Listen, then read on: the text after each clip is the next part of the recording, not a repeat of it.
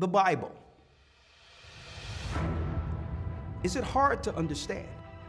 When it comes to reading the Bible, the first thing that comes to mind is the fact that this is the Word of God. The seals have been broken, and the truth is here. And when we go throughout the scriptures, when we go throughout extra biblical records, we find that the language that God employed, that He used to create the heavens and the earth, was the Hebrew language. Christ said, I came for the lost sheep of the house of Israel. But yet no one, no religious leader, no religious church out there anywhere can now identify the 12 tribes of Israel. Can we?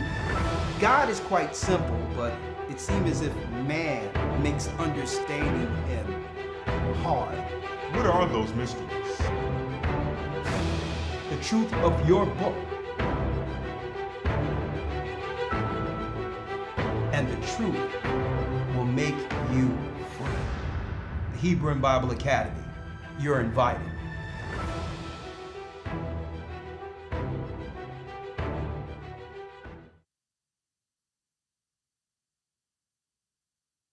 One white man named Lincoln supposedly fought the Civil War to solve the race problem, and the problem is still here. Another white man named Lincoln, again the same white man, issued the Emancipation Proclamation to solve the race problem, and the problem is still here. Some more white liberals came along with the 13th, 14th, and 5th Amendments, which were supposed to solve the race problem. The problem is still here. 9 years ago, 9 more white liberals, so-called, came up with what they call a Supreme Court desegregation decision, and the problem is still here. And then another white man named Kennedy came along running for president and told Negroes what all he was going to do for them if they voted for him, and they voted for him 80%. He's been in office now for 3 years, and the problem is still here. When police dogs were biting black women and black children and black babies in Birmingham, Alabama, that Kennedy talked about what he couldn't do because no federal law had been violated. And as soon as the Negroes exploded and began to protect themselves and got the best of the crackers in Birmingham, then Kennedy sent for the troops. And there was no, he didn't have any new law when he sent for the troops when the Negroes erupted than he had at the time when whites were erupting. So we are within our rights and with justice, with justification, when we express doubt concerning the ability of the white man to solve our problem, and also when we express doubt concerning his integrity, concerning his sincerity, because you will have to confess that the problem has been around here for a long time, and whites have been saying the same thing about it for the past 100 years, and it's no nearer a solution today than it was 100 years ago.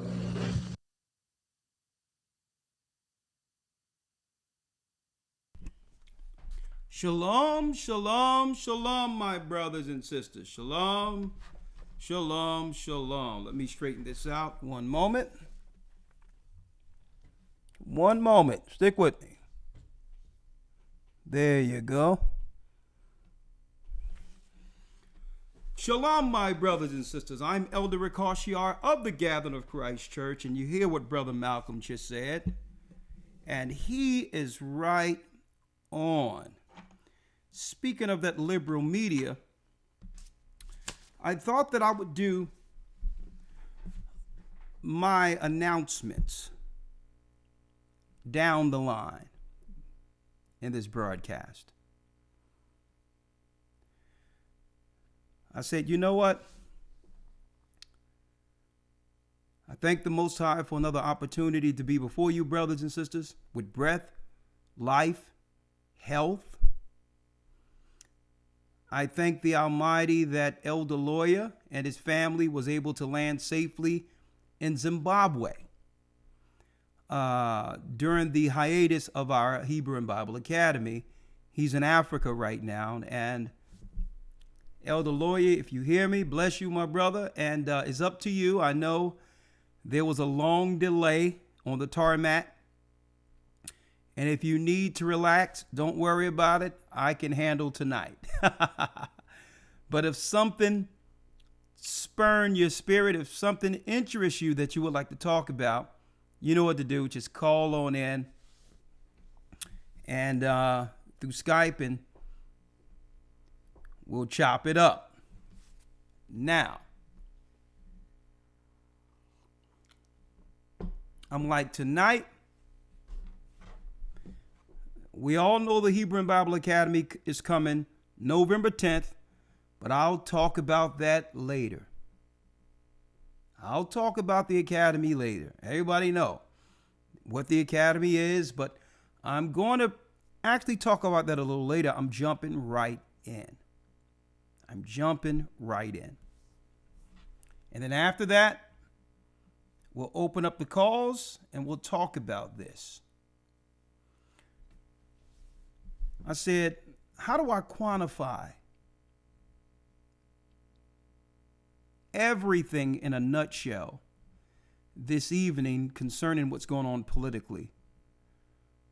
And quantify it in a way that even the layman, one who doesn't understand the Bible or anything geopolitically at all, could understand.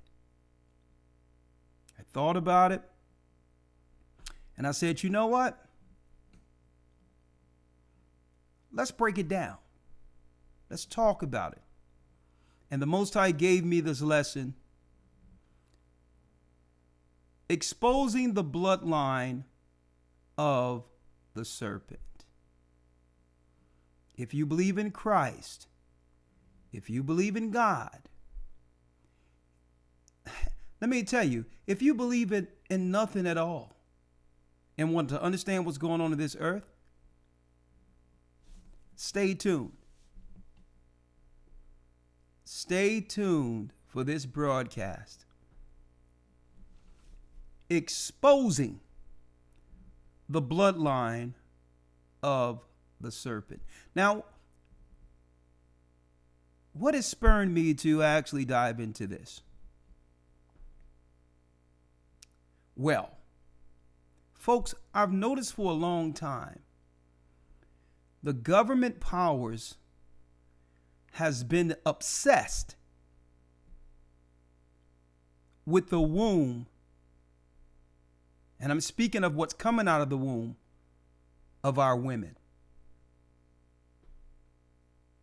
And I'm not just talking about modern day governments. They have this obsession with convincing our women to get rid of their children. And I looked into this and I said, you know what? There must be some biblical history that I can tie together to show their true intent behind reproductive freedom. I also want to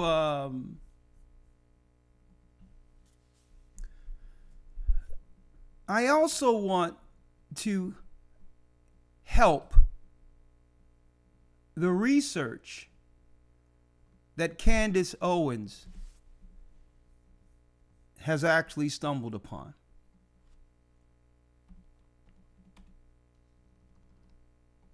I want to help her.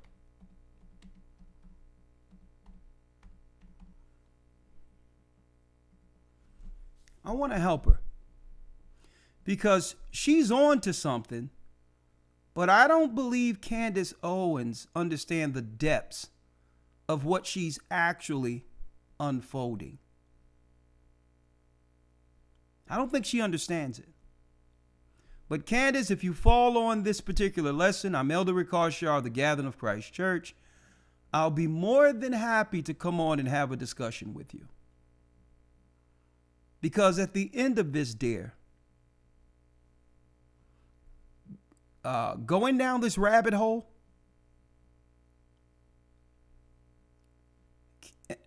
I'm going to tell you, going down this rabbit hole, Candace, alone, without the God who made you the daughter of Zion, it's going to be a challenging task. Because Candace, if you run into this, the more you keep digging, you're going to realize that you're going to have to question everything, even the religion your husband has exposed you to.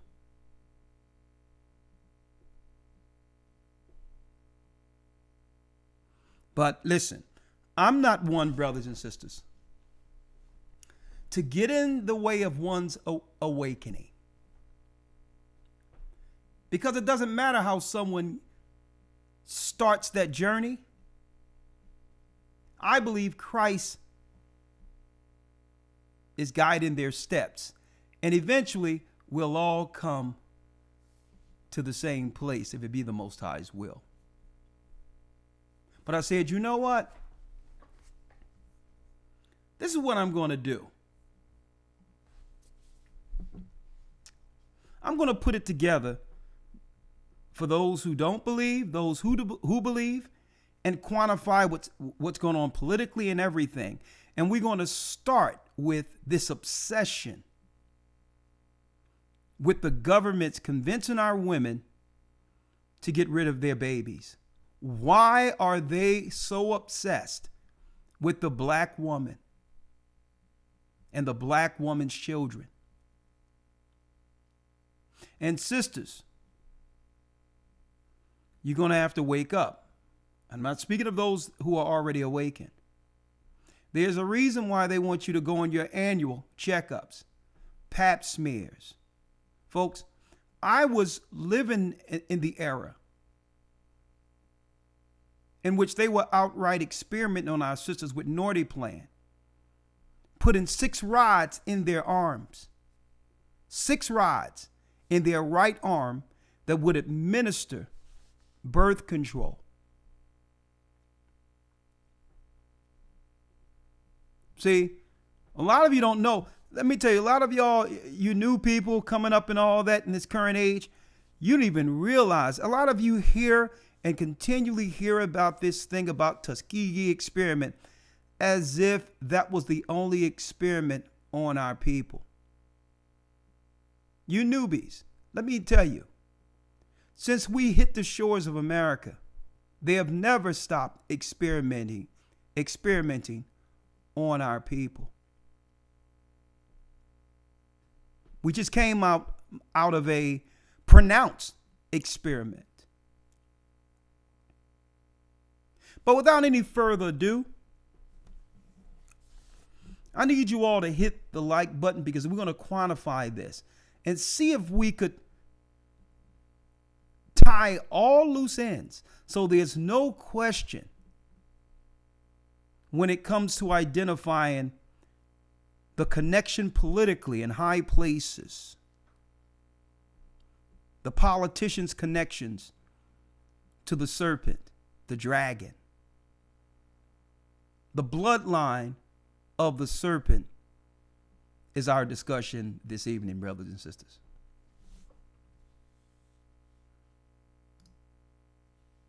The bloodline of the serpent.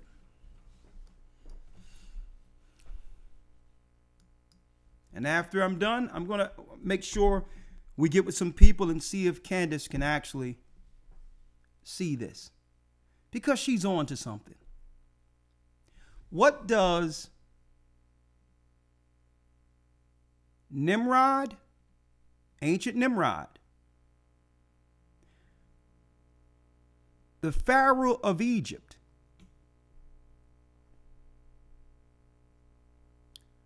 Herod the Great, the British royal family, the hierarchy of the Catholic Church, the Bush's family, Barack Obama, all the way up to our current plant, Kamala Harris. What does all these, what we would look at as political figures throughout history up into our present time? Brothers and sisters, what does all of these I've just mentioned have in common? You're about to find out.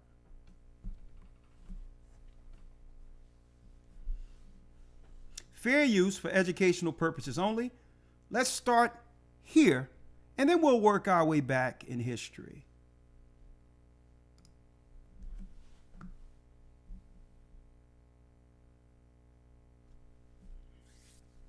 grab some headphones here.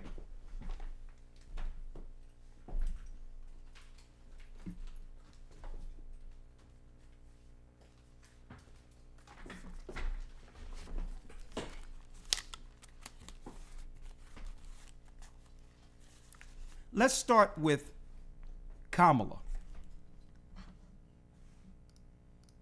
Vice President Kamala Harris and a crowd of her rallygoers mocked and trolled a pair of Christian students last week who protested against her abortion policies at a rally in Wisconsin.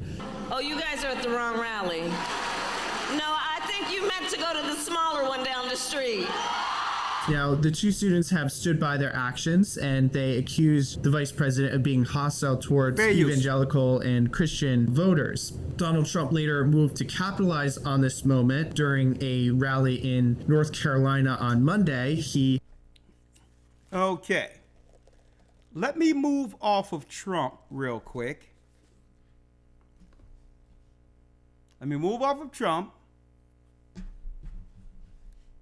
Because let's just deal with the fact that some Christians came to a rally where Kamala Harris was campaigning and shouted, Jesus, who we know as the Christ, Yeshua is his Hebrew name, that Jesus is Lord.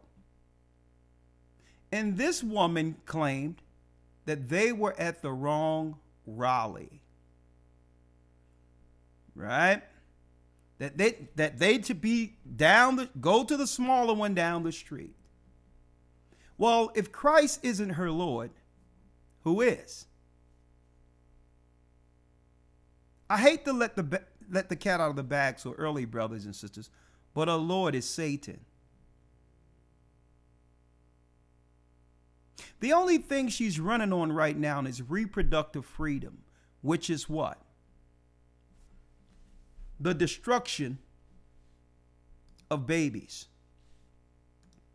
Now, let me drop something on you all real quick.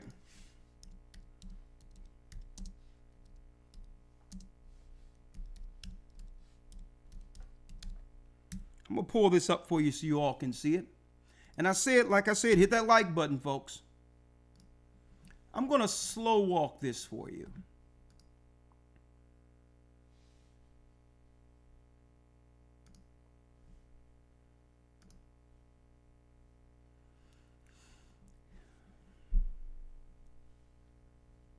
Going to slow walk this.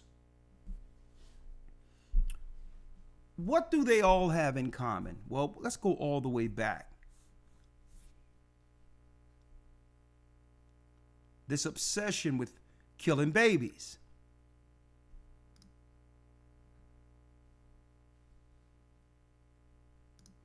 On your screen, brothers and sisters,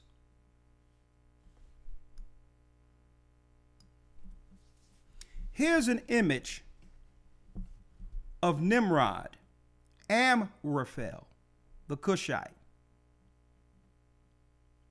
the king of the Mesopotamia area, Sumerian king.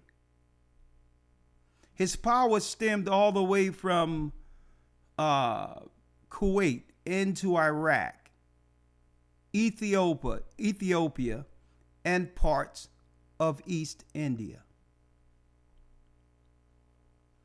Cushite, Hamite. We are not Hamites. We're Israelites. Hamites would be the like of your modern day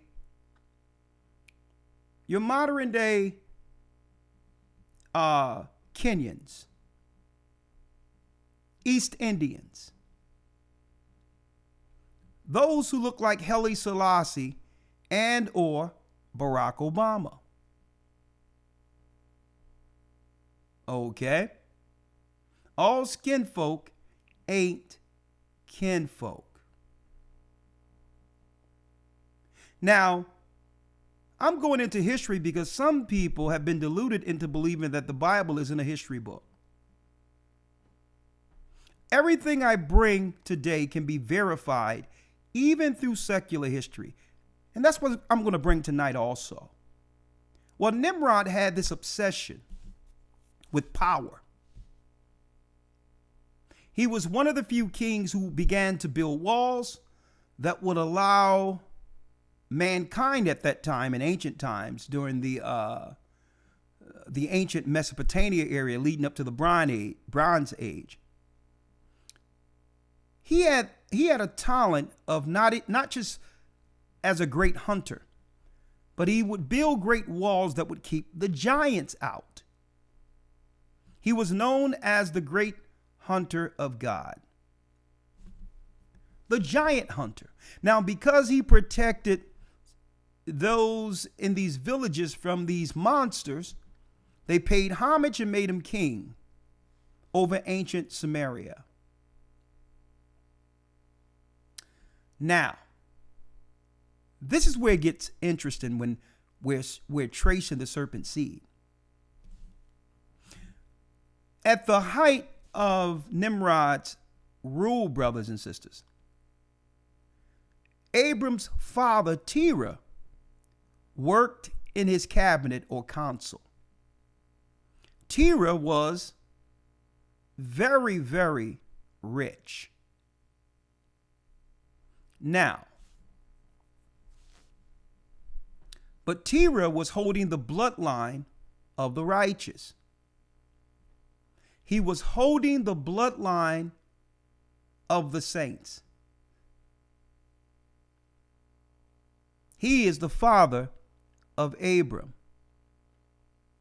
Follow me here. So when Abram was born, the sages and the seers felt threatened by the son of Terah, based on an omen they seen, claiming that if they don't kill this baby, that through this child's bloodline there would rise a king who would subdue all races of people and eventually destroy the kingdom of Nimrod, who ruled the Gentiles in ancient times. Now, let me get it for you real quick. I'm going to slow walk this for you to understand government's obsession with getting rid of black women's children.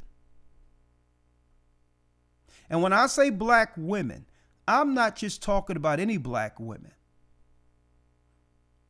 Because outside of white people, all people have hue or color. So Nimrod would have been considered what? He would have been considered a person of color. But he was obsessed with what? The true bloodline that comes through and creates the daughters of Zion.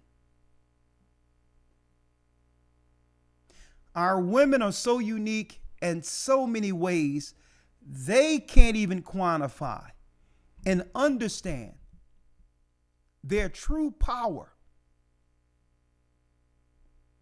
under the Almighty. And this is why the governments consistently concentrate on them.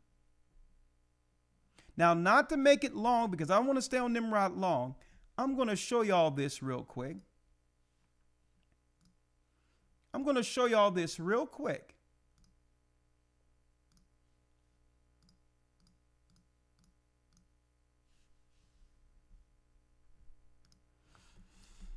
In the book of Jasher, it reads, now the Bible refers to the book of Jasher. You have to understand the history of Nimrod is right here. Amraphel in the Bible. In the book of Jasher, it tells us, I'm going to blow it up so you all can see this.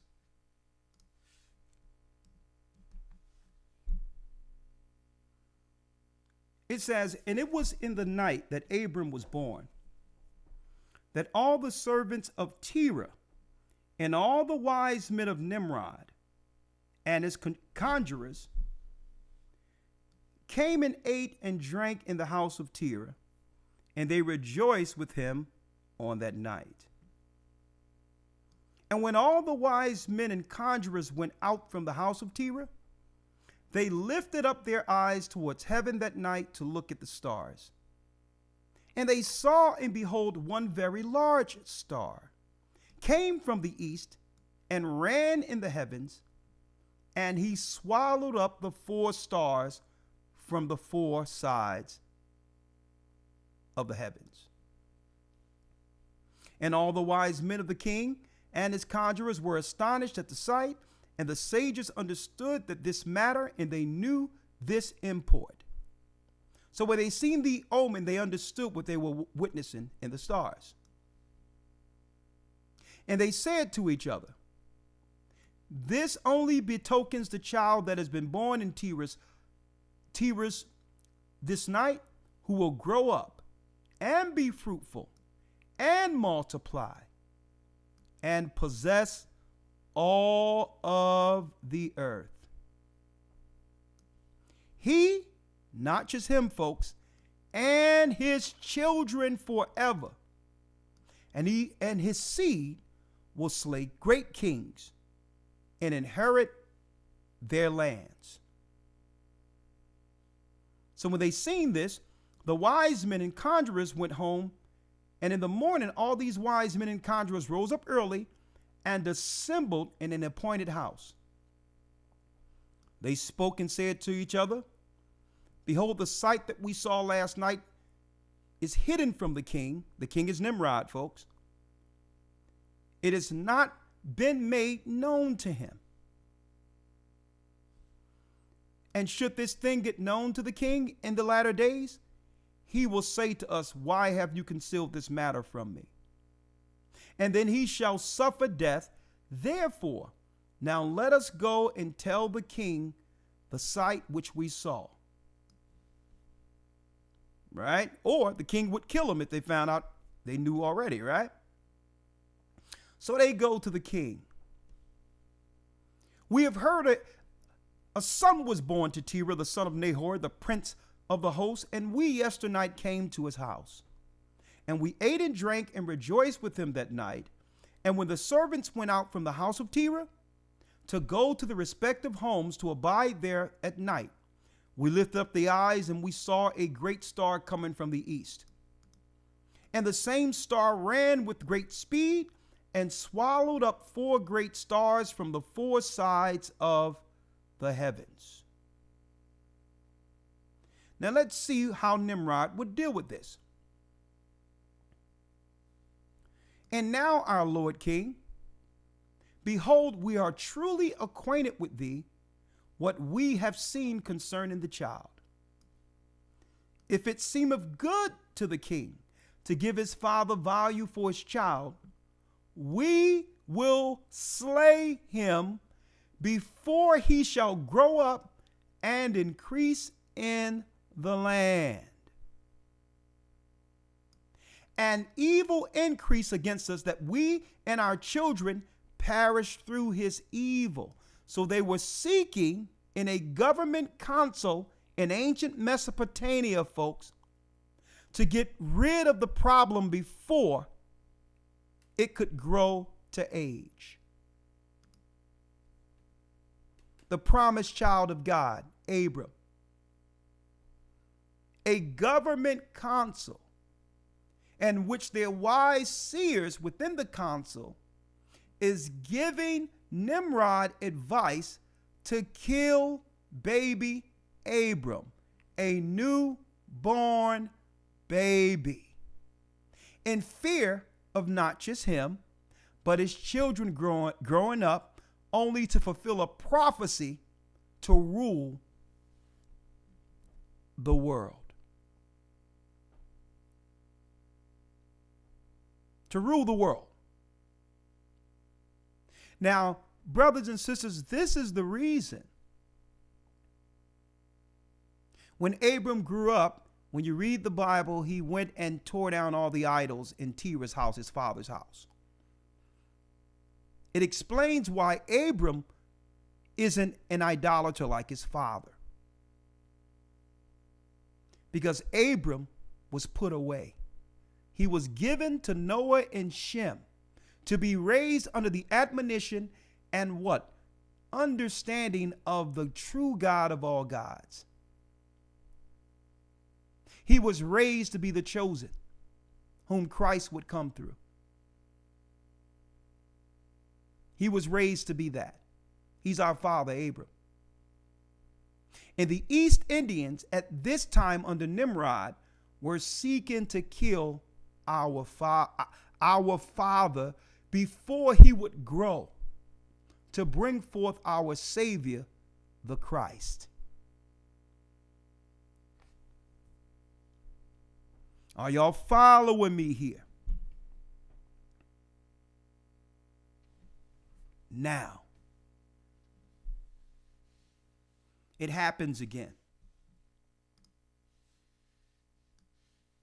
Eventually, the Most High gives Abram the promise. He has two sons, preferably of blessing. Ishmael, then the blessing would go to who? Above all, Isaac.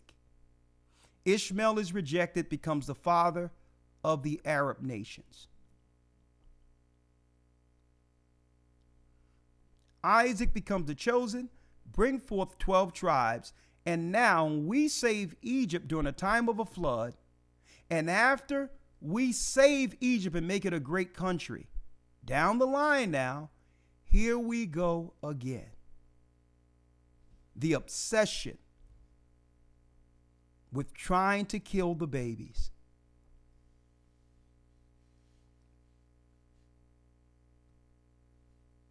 I'm in Exodus, the first chapter.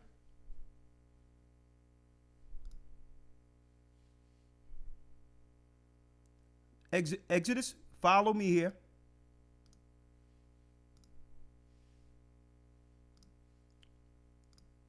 I'm in Exodus 1.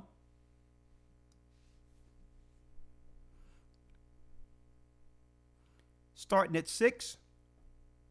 And Joseph died and all his brethren and all that generation. And the children of Israel were fruitful and increased abundantly and multiplied and waxed exceedingly mighty. And the land was filled with them. Now, what Nimrod feared came into fruition.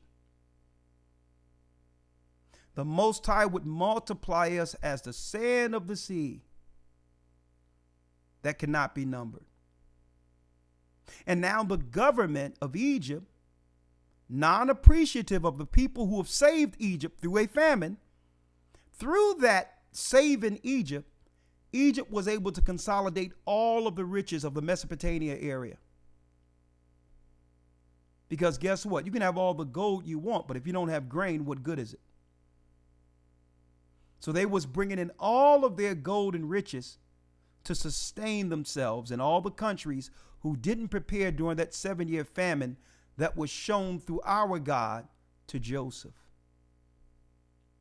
So instead of appreciating our people saving with our ingenuity their country, same as America, they'd rather take our patents instead of appreciating us.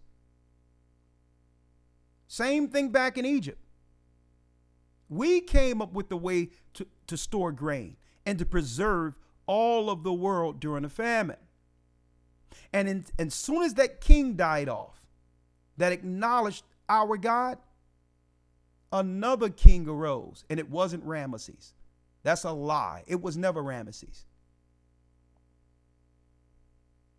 They come together and does what? And the children of Israel were fruitful, increased abundantly, and multiplied, waxed exceedingly mightily, and the land was filled with them. Now there arose up a new king, a new president, folks, over Egypt, which knew not Joseph. And he said to his people, behold, the people of the children of Israel are more mightier than we. Come on, let us deal wisely with them, lest they multiply and come to pass, and it come to pass that when there falleth out any war, because they knew they could, If you take down the weapons, they know they can't beat us hand to hand.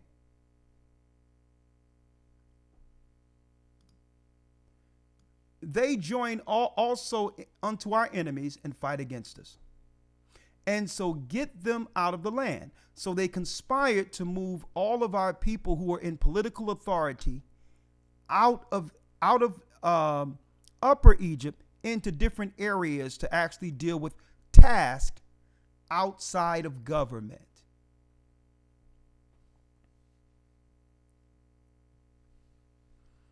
That's politics, folks. The same way they move people who represents us in America out of political positions and bring in foreigners to represent us, same thing.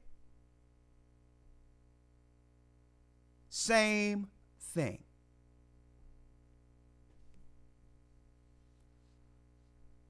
Therefore, they did set up over them taskmasters to afflict them with their burdens, and they built for Pharisee treasure cities, Pithom and Ramesses. Well, we know it wasn't Ramesses. It's speaking of a geography that would be there later, okay? It's speaking of an area that Ramesses would eventually be named later. Now listen to this, folks. So it doesn't matter, because the more work they put on us, we still had children. So what did they do? They set up the healthcare system.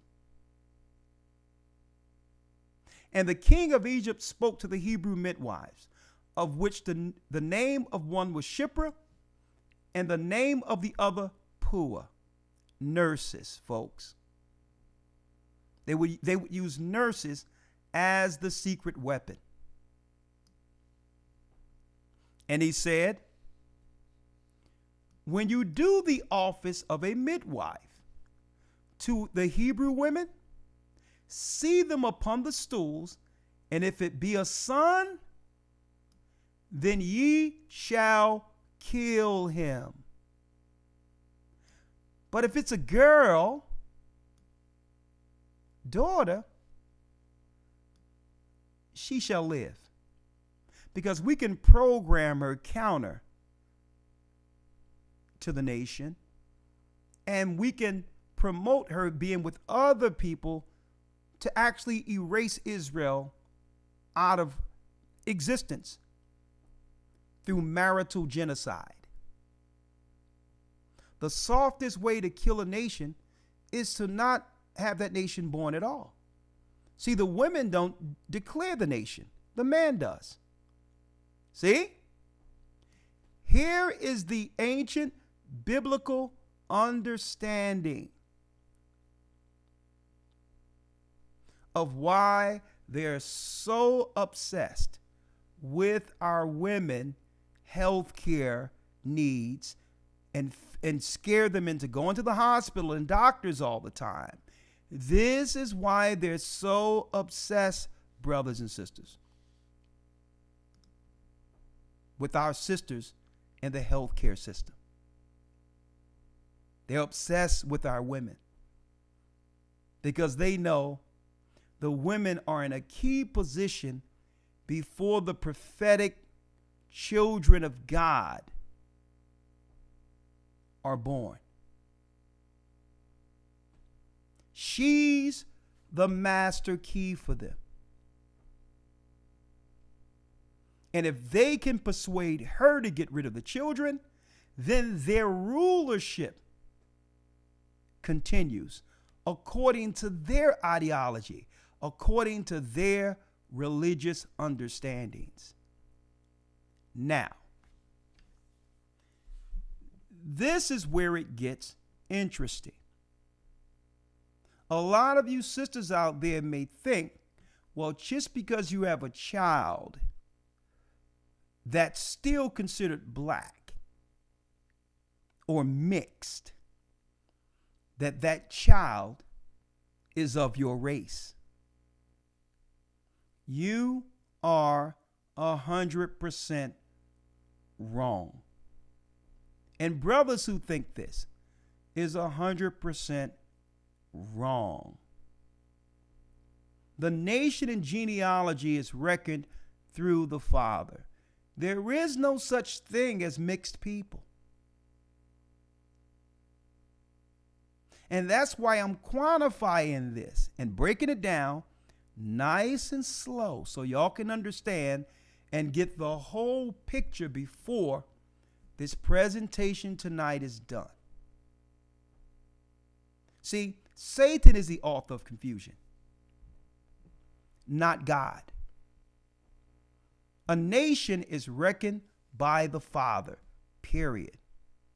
So when we hear Biden right after getting elected in, if you want to think that that exactly happened, you notice he was on the phone, Biden, with some of our people and say that you're going to have to start taking cues from the Latino people and the other people, right? He says because, and then he said this, we have done the calculations that the white race will become the vast minority within the next 20 years.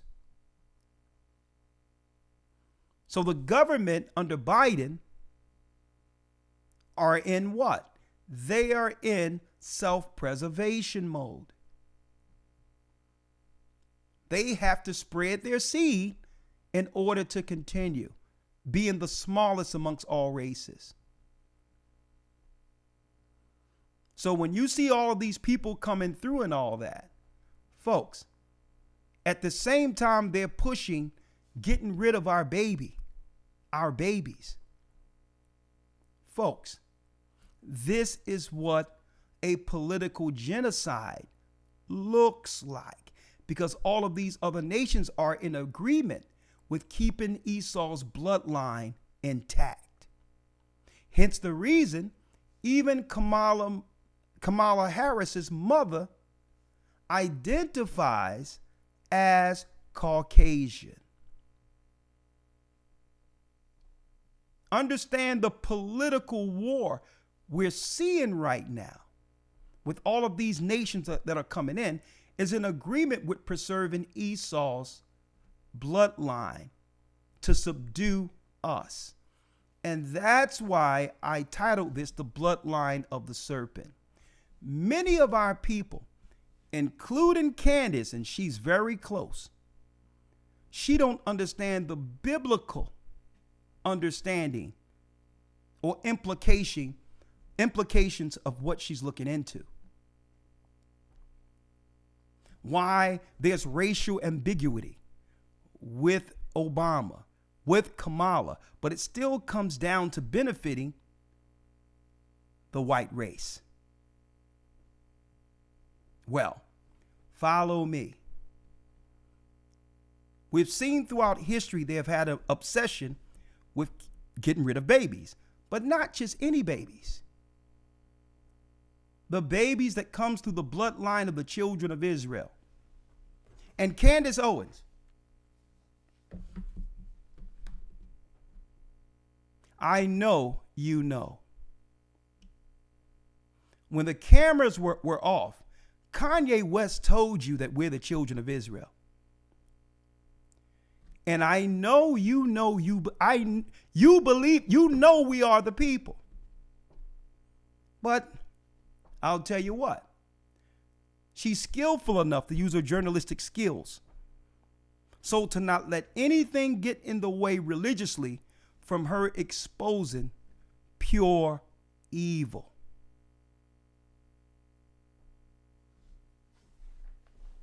Now,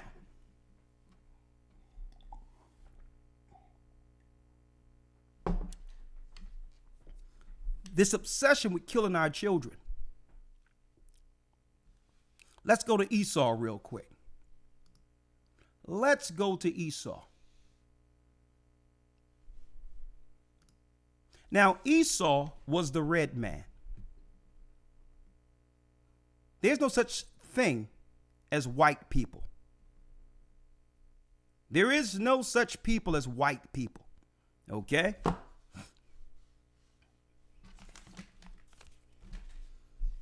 This is a variation of red, which is pink. This is white. So when I say so-called white people, let's make it clear. This is the variation of red. Okay? Let's make it clear here. The Bible says Esau came out red all over like a hairy garment, and they called his name Esau. Okay? So I'm going to make it clear so that we don't get confused here. Okay?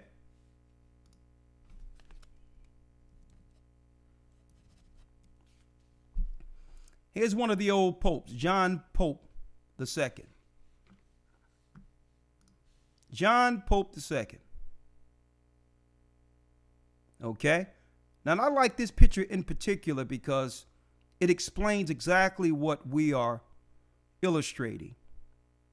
As you can see, the Pope's cloak is red. Okay? His inside vesture is white.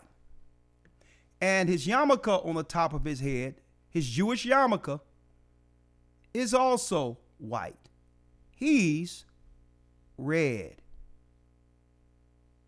Esau is the red man. Okay? There is no such thing as white people. And I'm doing this to illustrate this so that we can quantify everything I'm breaking down right now. Now, our people have a problem in believing that any people who have hue or melanin in their skin are of the same race. And that's what Esau is using against you. Nimrod would have been considered an East Indian, dark-skinned Cushite today. If he were living today, it's an entirely different bloodline.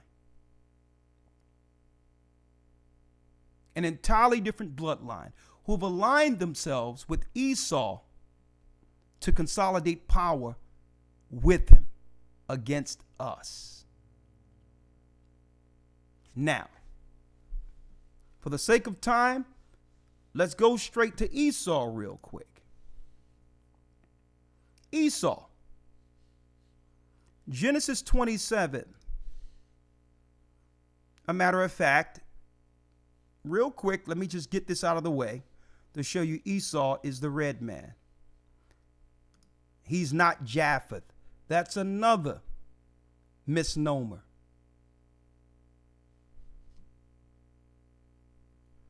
Genesis 25 and 21. Going straight to it. It says, and the children struggled together within this woman, Rebekah. And she went to inquire to the Most High. And the Lord said unto her, 2 nations are in thine womb. That means eventually these 2 children will become 2 separate races on the earth. This is the beginning of the black and white race. Right here, Rebekah. And 2 manner of people shall be separated from thy bowels. And the one people shall be stronger than the other people, and the elder shall serve the younger. So the first child that comes out first will one day serve the baby boy. And when her days to be delivered were fulfilled, behold, there were twins in her womb. Here's the first who was meant to be a servant. And the first came out red, all over like a hairy garment. And they called his name Esau. He came out red, what? From head to toe. Not white. Now, if you know you were meant to be a servant, you would do anything to consolidate power and or seek revenge on your brother who you teach under Freemason ideology, the Scottish Rite and the York Rite. You teach us that our people, Jacob, the black man, received a promise that really didn't belong to us.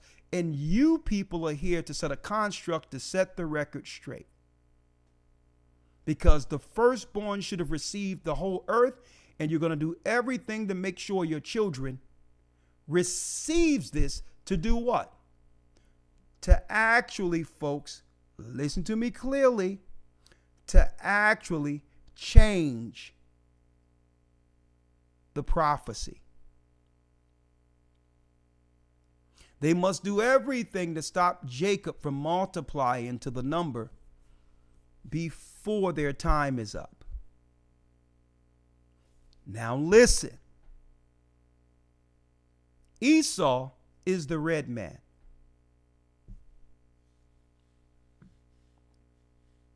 So eventually Esau loses his birthright. He sold his birthright to our father Jacob. And on our father's Isaac's deathbed, listen to me, on our father's Isaac's deathbed, he gives Esau a blessing. Esau was so distraught after realizing that our father Jacob would receive the promise while he was out hunting to give Isaac his last meal to be blessed with the promise. Well, while Esau was out hunting, the Most High gave the blessing through Isaac to our father. Esau comes back. He's infuriated. Genesis 27. So this happens. He's infuriated.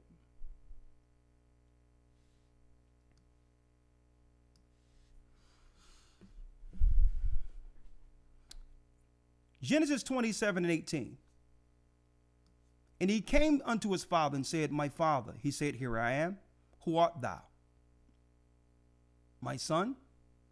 And Jacob said unto his father, I am Esau. So Jacob, having the birthright, came in and took the blessing also, because it was showed to our mama, the daughter of Abraham, that the elder shall serve the younger. So she knew not to allow Esau to receive the blessing while Isaac was on his deathbed.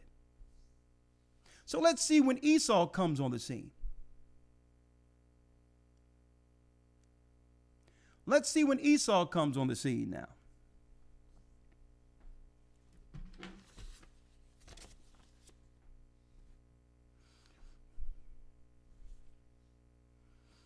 This is when Isaac realized that Jacob came and got the blessing. And Isaac trembled very exceedingly and said, Who?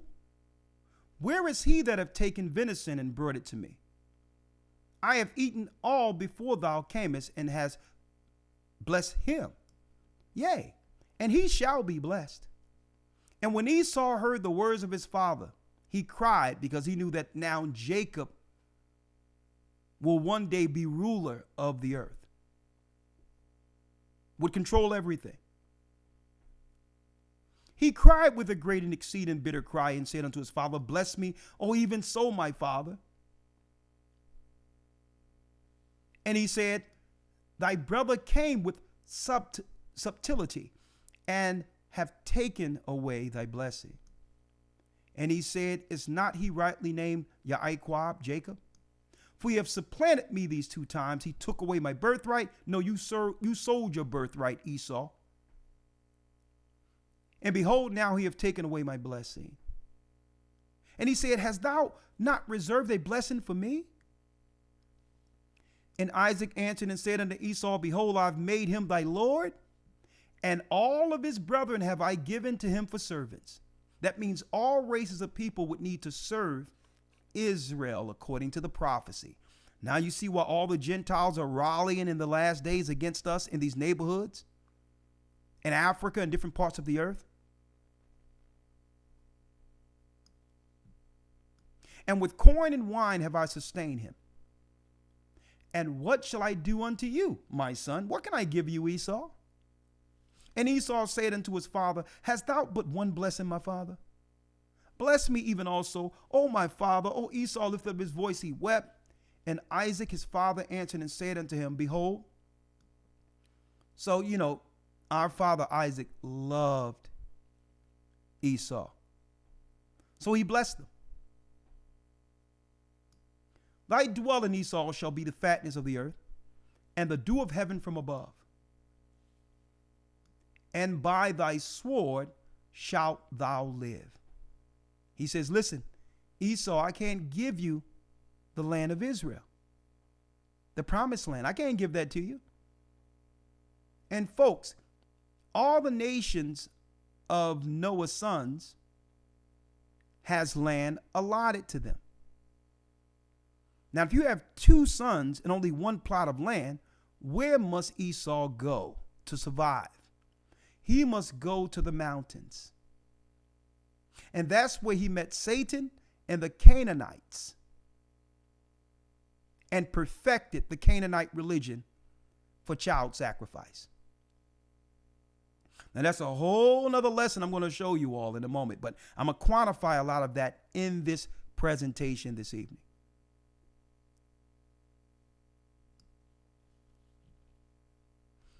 He says, you're going to live by the sword. So Esau, the only way you'll get land, you're going to have to slaughter for it. You're going to have to colonize for it.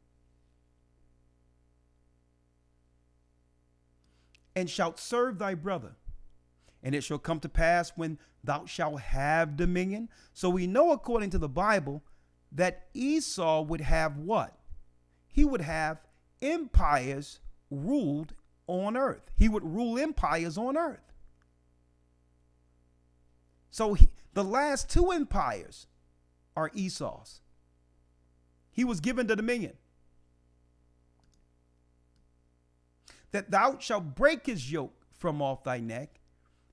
That means once Jacob sins and go against the commandments, the yoke is broken, and by default, Esau, you'll rule for a time.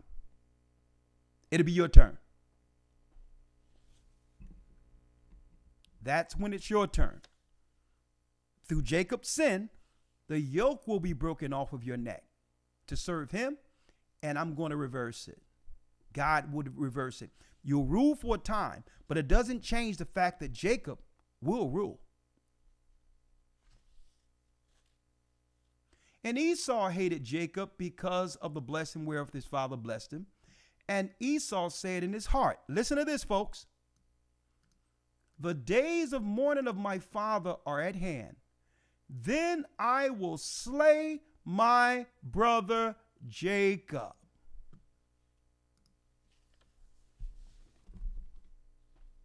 So eventually, Esau's sons picked it up, namely Zepho, who became king over Shittim, which is Cyprus. He's still buried in Ayanapa, Cyprus right now. I know. I was there. He also became king of Italia, Italy. And he set up the first priesthood that would end up becoming the Roman Catholic Church after my forefathers, Candace Owens, your forefathers, lost Jerusalem in 70 AD. It was Zepho who set up the throne of the Vatican, the grandson of Esau in Italy. He later was recognized as the god Janus, under the Greek gods, under the Greek pantheon of gods. Now, this is where it gets interesting, going back to the child sacrifice. When you go to Leviticus 18,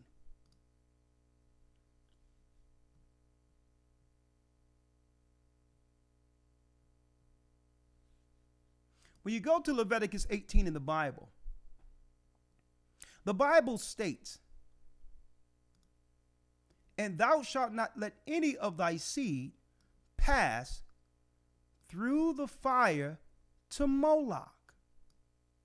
Neither shalt thou profane the name of God. I am the Lord.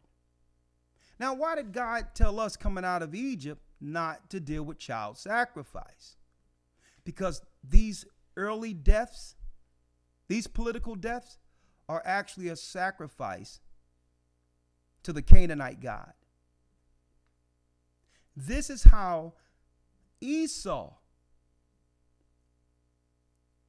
pays in blood the god Satan, Samael, the Canaanite god, for giving him the wisdom to oppress and to continue to destroy the children of Israel. In exchange, they'll offer up our children.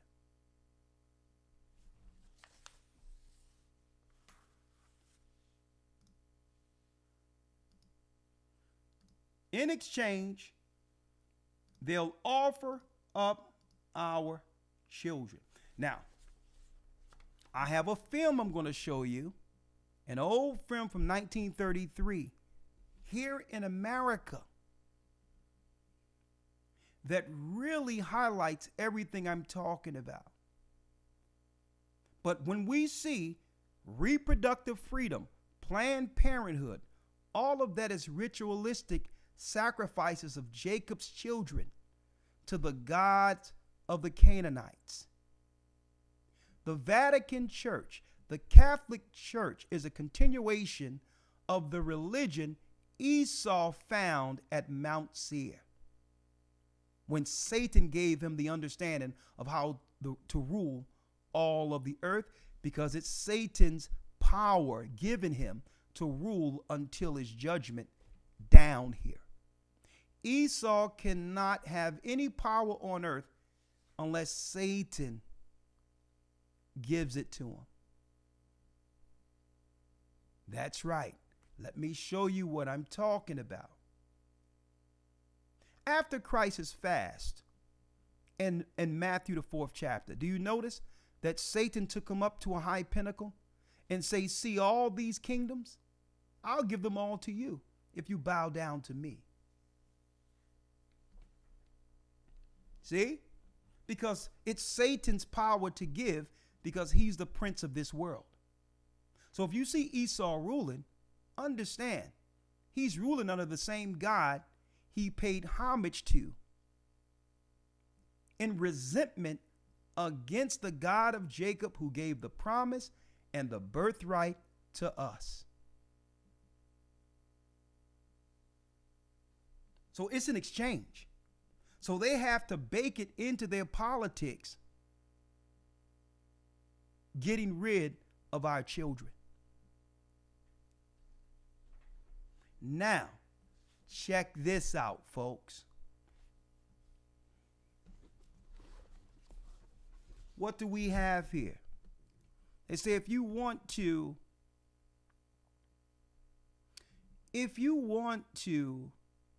hide something from the children of Israel, so-called black people, put it in a book. What are we looking at here? Huh? What are we looking at here?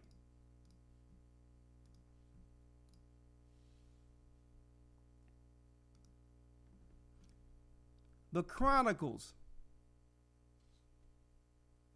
of Jeremiah.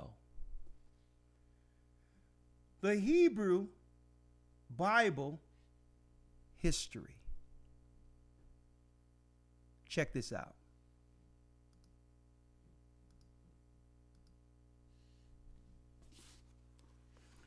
On page, well, this is page 83. It reads, look at this, right? Let me blow it up for you.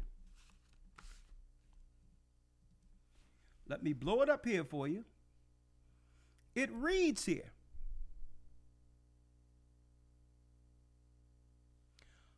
Herodian is the name of the place.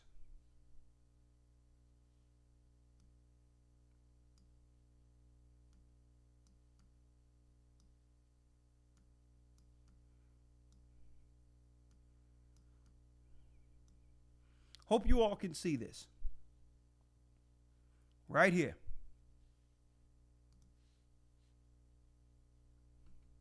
Herodian is the name of the place which Herod the Great built, and in which he was afterwards buried. Herod was, as is well known,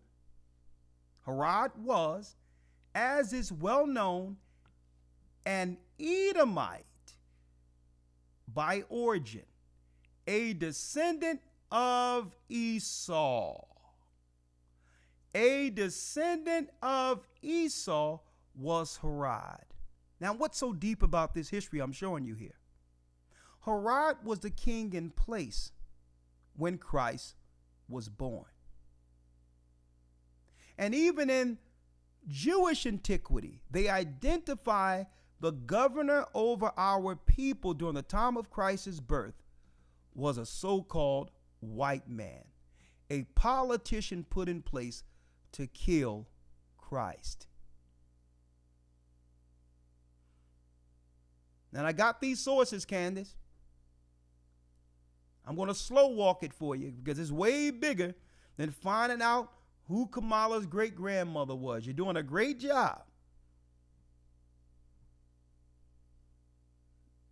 But let me tell you, you're cracking a lot of little nuts around here with what you're going into. But I'm going to give you the big picture. Herod was a well-known, he was an Edomite. He wasn't just any Edomite. He was from the Antipater family that converted into Judaism during the 2nd century BC. Under Hyrcanus, the Maccabees.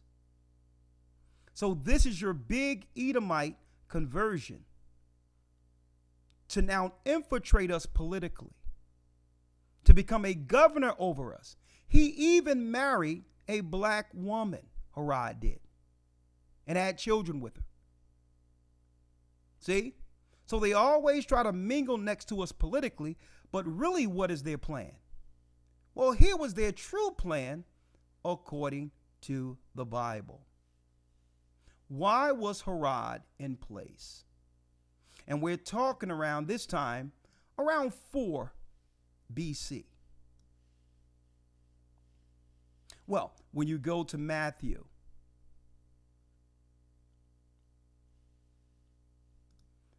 the 2nd chapter,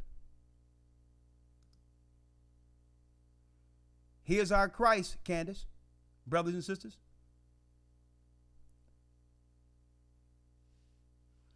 Now, when Yeshua was born in Bethlehem in Judea in the days of Herod the king, and behold, there came a wise men from the east to Jerusalem. More wise men, more sages, similar to what happened with the Babylonian East Indians during the time of Abraham in the ancient days, saying, where is that is born King of the Jews? For we have seen a star in the east and are come to worship him. And when Herod, the Edomite now, the king, had heard these things, he was troubled. Why would he be troubled when the king or the savior of the world is born?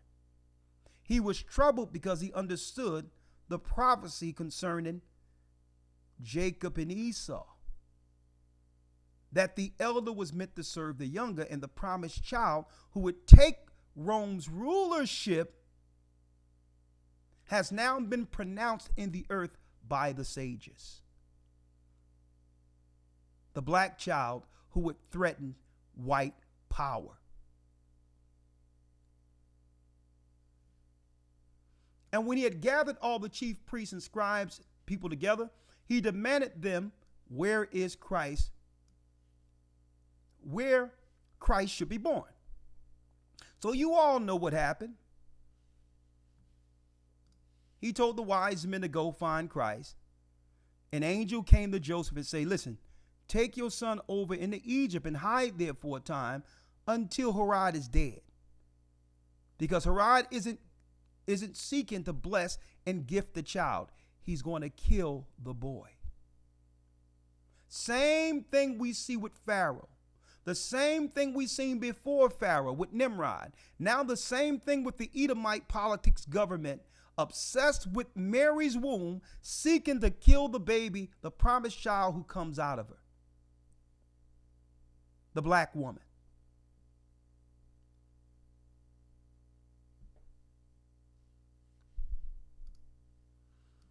So let's see what Herod does when he realized that Christ has escaped. Matthew 2:16. Then Herod, when he saw that he was mocked of the wise men, was exceeding wroth, and sent forth and slew all the children that were in Bethlehem. Look how cruel he is. These are what? Ritualistic sacrifices to the Canaanite god, folks. And in all the coast thereof, for 2 years old and under, according to the time which he had diligently inquired of the wise men. Then was fulfilled that was spoken by Jeremy the prophet, saying, in Ramah was there a voice heard, lamentation. Lamentation is crying, and weeping, and great mourning. Rachel weeping for her children, and would not be comforted, because they are not. A government decree to get rid of every child 2 years and back. At the same time, there's a conversation amongst the current political establishment to get rid of children even after they're born.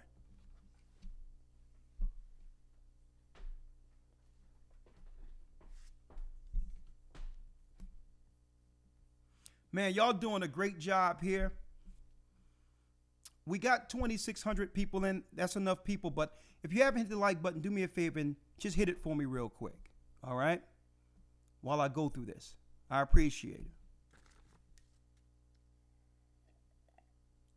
it. Now, this is where it gets quite interesting. Check this out. Now I'm going to play something for you all in a couple of moments concerning the research Candace has done on Kamala. And at the end of the day, based on this research that Candace has unsurfaced,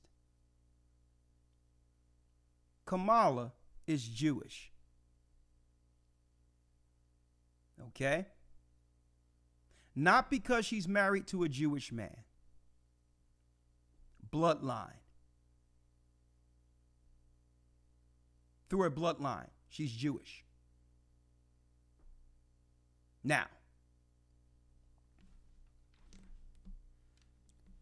what does that mean? I'm going to show you all in a moment. But here's something else that's quite interesting.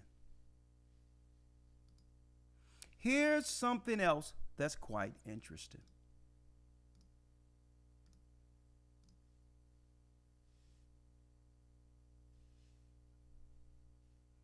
Before her, we had Barack Obama.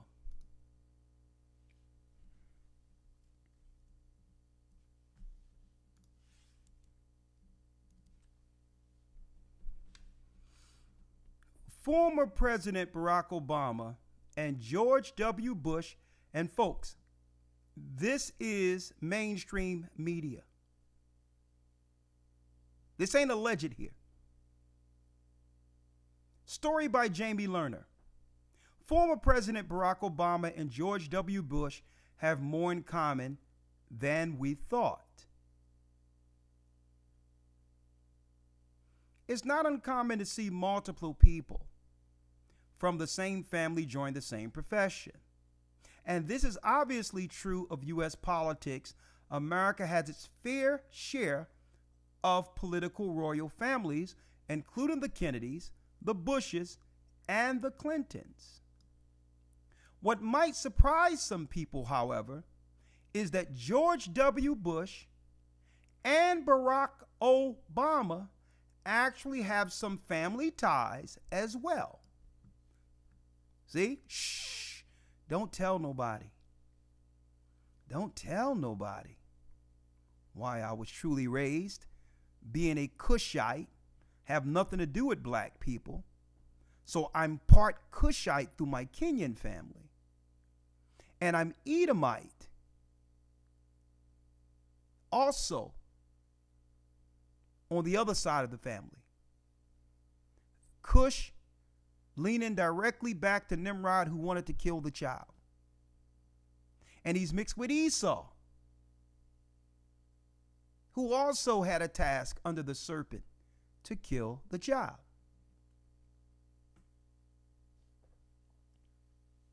What might surprise some people is that George W. Bush and Obama actually have some family ties. So what is the connection there? Well, former presidents Barack Obama and George W. Bush are related. They are 11th cousins.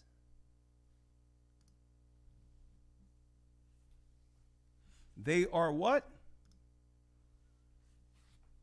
Family.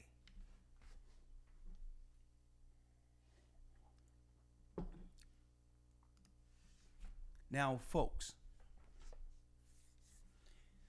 you really want to see how crazy this is and tying it all together?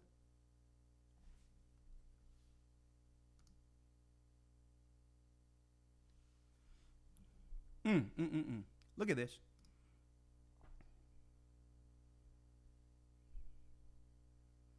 Here's a report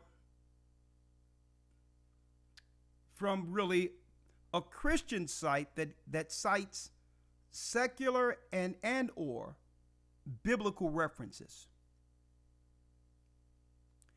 Then when Herod saw that he had been tricked by the Magi, he became very enraged and sent and slew all the male children. See, when you go into another interpretation, folks, they weren't slaughtering just any children. They wanted to focus on the male children, like Egypt, who were in Bethlehem and in all its vicinities, from 2 years old and under, according to the time when he had determined from the Magi. And guess what? It goes into the secular history of how wicked Herod was. Now, I need y'all to see this. What do we have here? What do we have here? I think I pulled this record out. Man. What, 10 years ago? In the academy? What do we have here?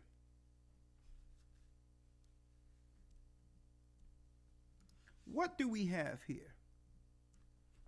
We have the bloodline of George Bush. Look what we have here. From 333 BC, Philip of Macedonia. I gotta blow this up, folks, so y'all can see this. I gotta blow this up. Alexander the Greek, who split his kingdom under 4 generals. Cleopatra, which was really the great niece of the Ptolemies. She's an Edomite, folks. You go all the way down and look who we got from Alexander the Greek. Herod the Edomite, who was tasked under the serpent to kill the chosen child of Israel, Christ himself. Herod the murderer, who murdered our people, who tried to kill Christ, was an Edomite, according to their history. Let's go all the way down, bloodlines, and who do we have here? I'm going to show y'all. Look down here, and we have who? Look at this, folks. Franklin D. Roosevelt.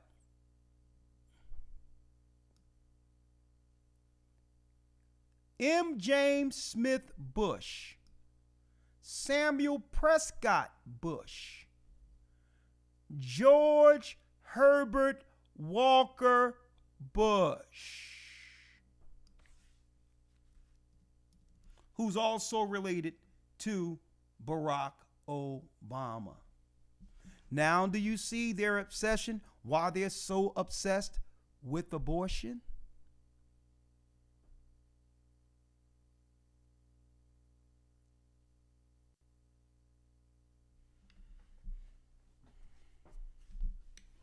The bloodline of Esau. Folks, I've been tracking the bloodline of Esau for probably around 20 years.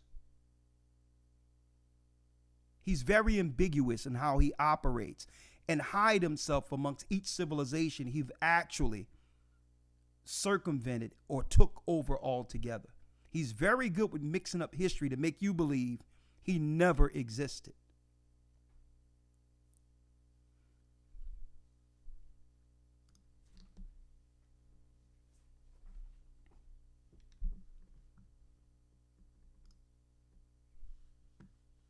Oh yeah, we cooking.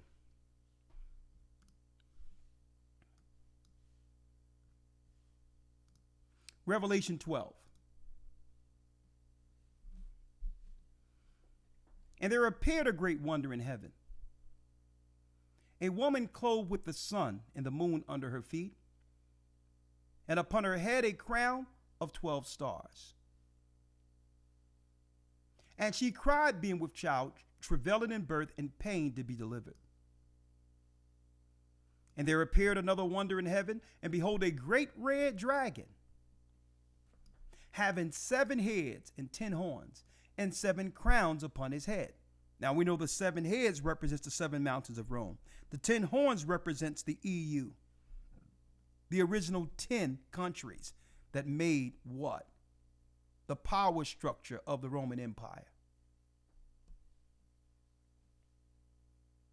And his tail drew third part of the stars of heaven and cast them into the earth. And the dragon stood before the woman, which was ready to be delivered, for to devour her child as soon as it was born. So it wasn't just Herod there, folks. Satan was with Herod. See? Because they were going to do a ritualistic Canaanite sacrifice to Moloch to give Esau permanent power on earth.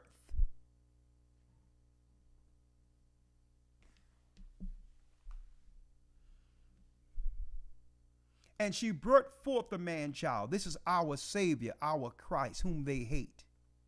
Whom Kamala said the other day, you're in the wrong place talking about him. Go up the street.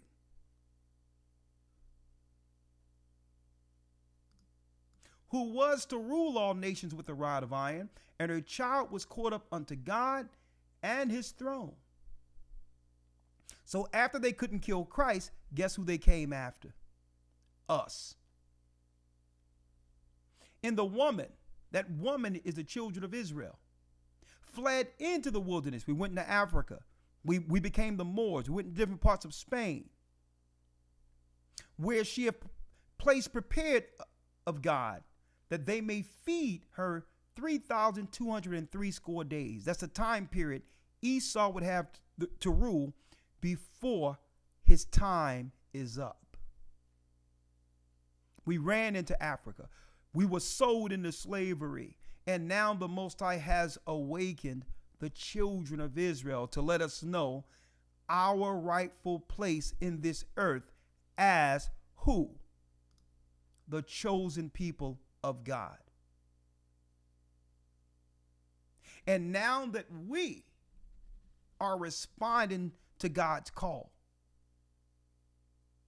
the heavens are now working with us against all the governments that have oppressed us. And folks, that's why you see the immigration thing. That's why you see the armies ramping up, because, folks, it's ramping up for the final head-to-head battle between Jacob and Esau. But Esau doesn't play fair. What he's seeking to do is a what? Using the health system to weaponize that as a genocide to get rid of our children before we multiply in numbers that could actually be effective in that head-to-head battle. The Bible teaches us this. Also in the Dead Sea Scrolls, it tells us that he's going to put Judah, Benjamin, and Levi. He's going to place us in the desert, for the final battle of Armageddon against Esau. And we're going to win. And see, the nations that are operating with Esau, they're cowards straight up, because they know that they're being used to undermine and to genocide us. But they're running around amongst us playing dumb. When everything, all their moves politically and all of that, folks, were and are intentional. Now, this is why Christ says what? Christ pointed them out.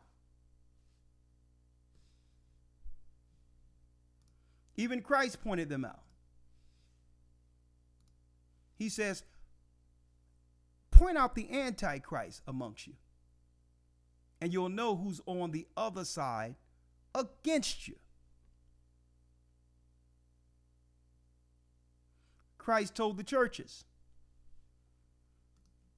I know thy works and tribulation and poverty, but thou art rich. And I know the blasphemy of them which say they are Jews and are not, but are the synagogue of Satan. They're the serpent people, the chief house of Satan, practicing the religion Esau obtained from Mount Seir, from the Canaanite god. And as a part of their religion, the child sacrifice, according to God, according to the Bible that we read of in the Old Testament, is required for those who serve the serpent.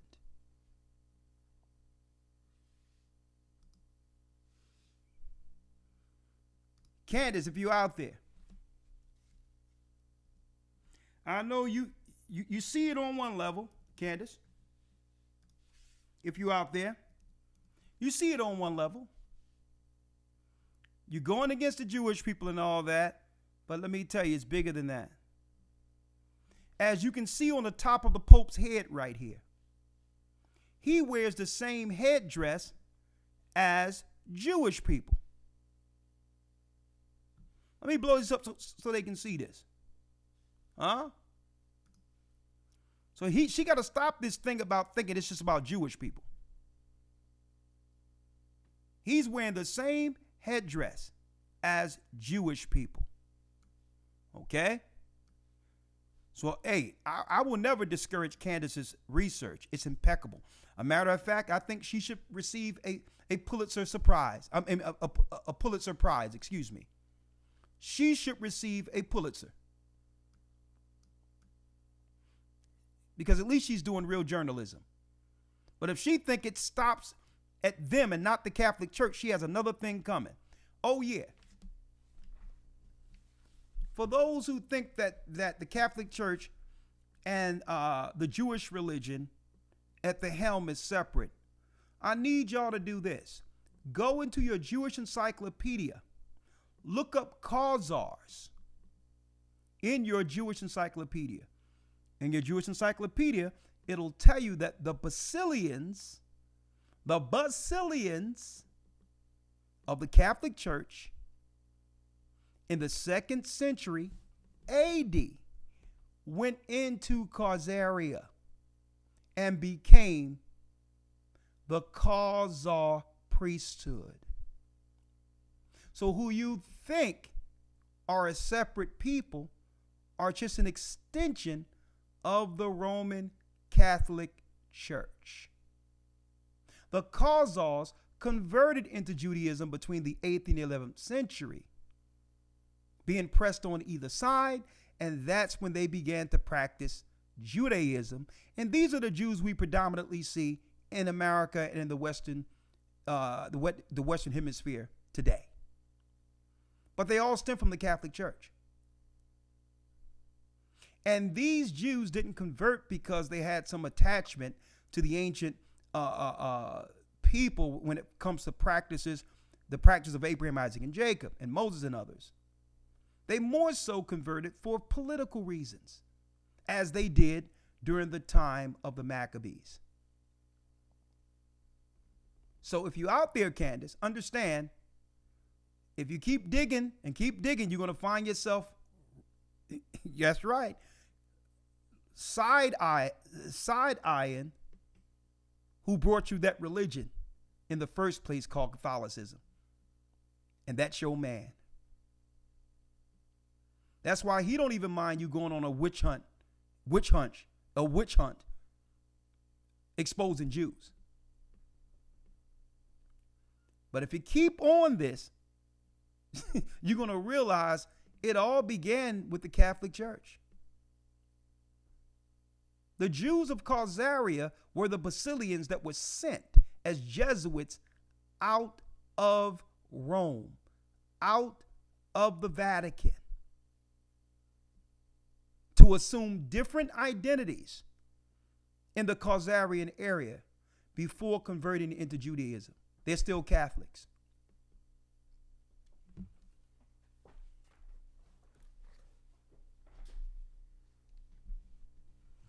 They're still Catholics. Okay?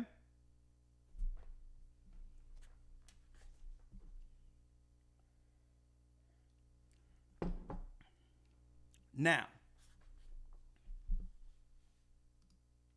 this is fair use because there's some real good stuff here that I want to, that only she can explain.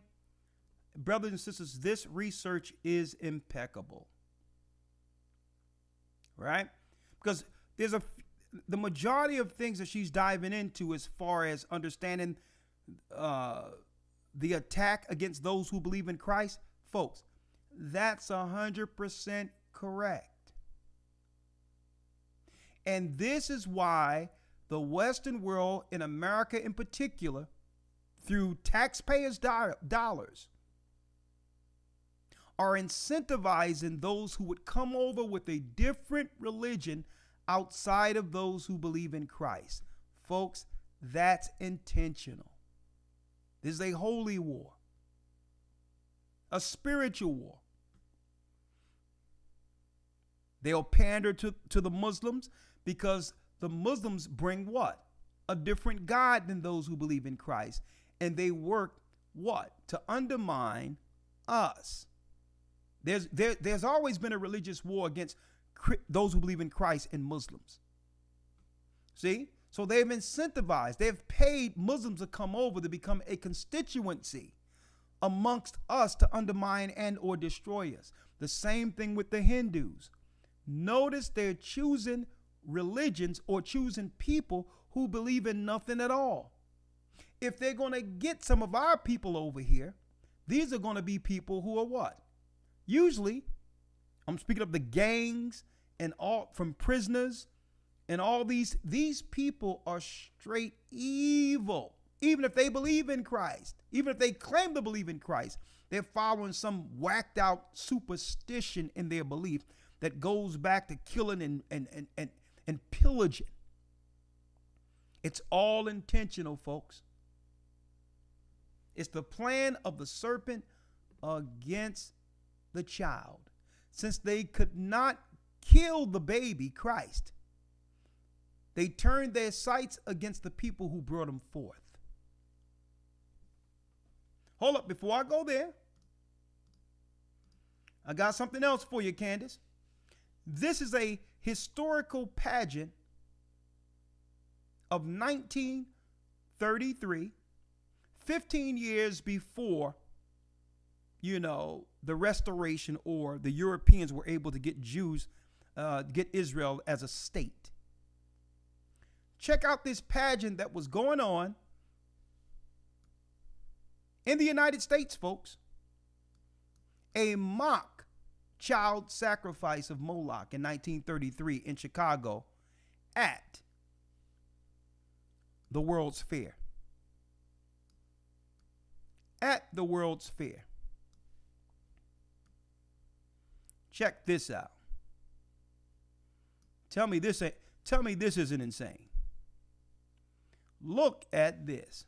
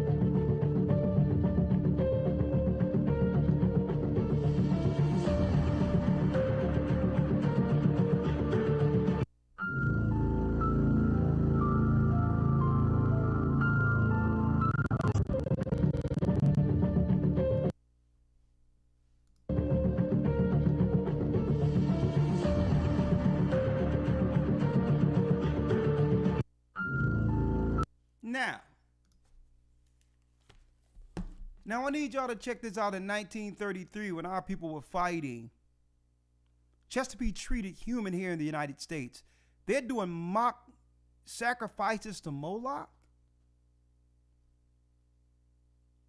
What do we integrate into? And then we all know about what happens in San Francisco at the Bohemian Grove, where they do mock sacrifices at the Bohemian Grove called the cremation of care. And what elected official is coming out of San Francisco right now? The cremation of care is mock sacrifices that the elite does privately amongst themselves. An old sacrifice that Esau learned in the mountains, worshiping the God. So now they're doing mock things, but folks, when it comes to our people, it isn't mock at all. When they pull up a bus or an abortion van in front of the DNC during the rallies, that's not a mock.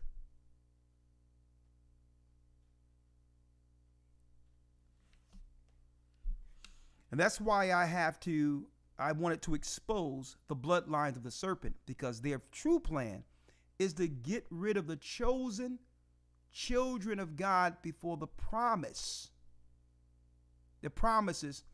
that was given to us prophetically are fulfilled. You'll never see a time where any administration that's connected to our people or claiming to be for our people isn't going to also bake into legislation. Well, we're going to help you out. We'll give you a few things, but we're going to need some of your children, especially the boys. A matter of fact, your boys are a little bit rambunctious. You know, they're moving around too much like boys usually do. Maybe we'll pay you to medicate your son out of existence.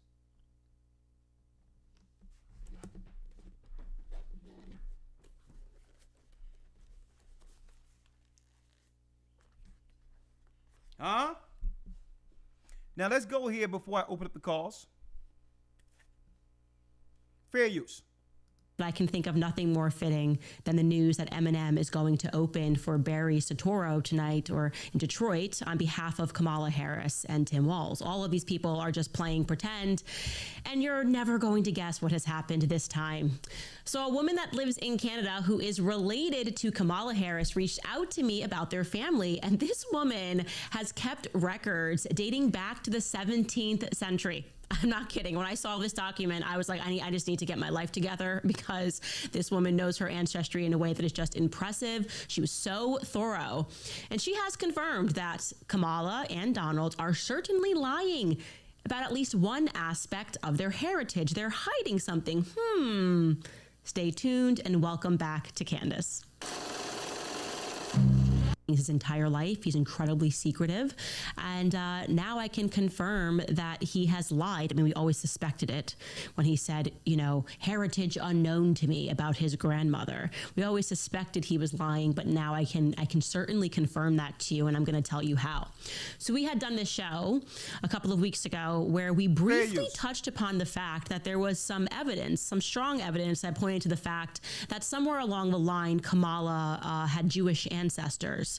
Specifically, we had said that her great-grandfather was potentially Jewish, and that we knew that her great-grandfather's brother, which would have been like her great-great-uncle, whatever it was a man named Michael Harris, who was registered as a Freemason in Jamaica.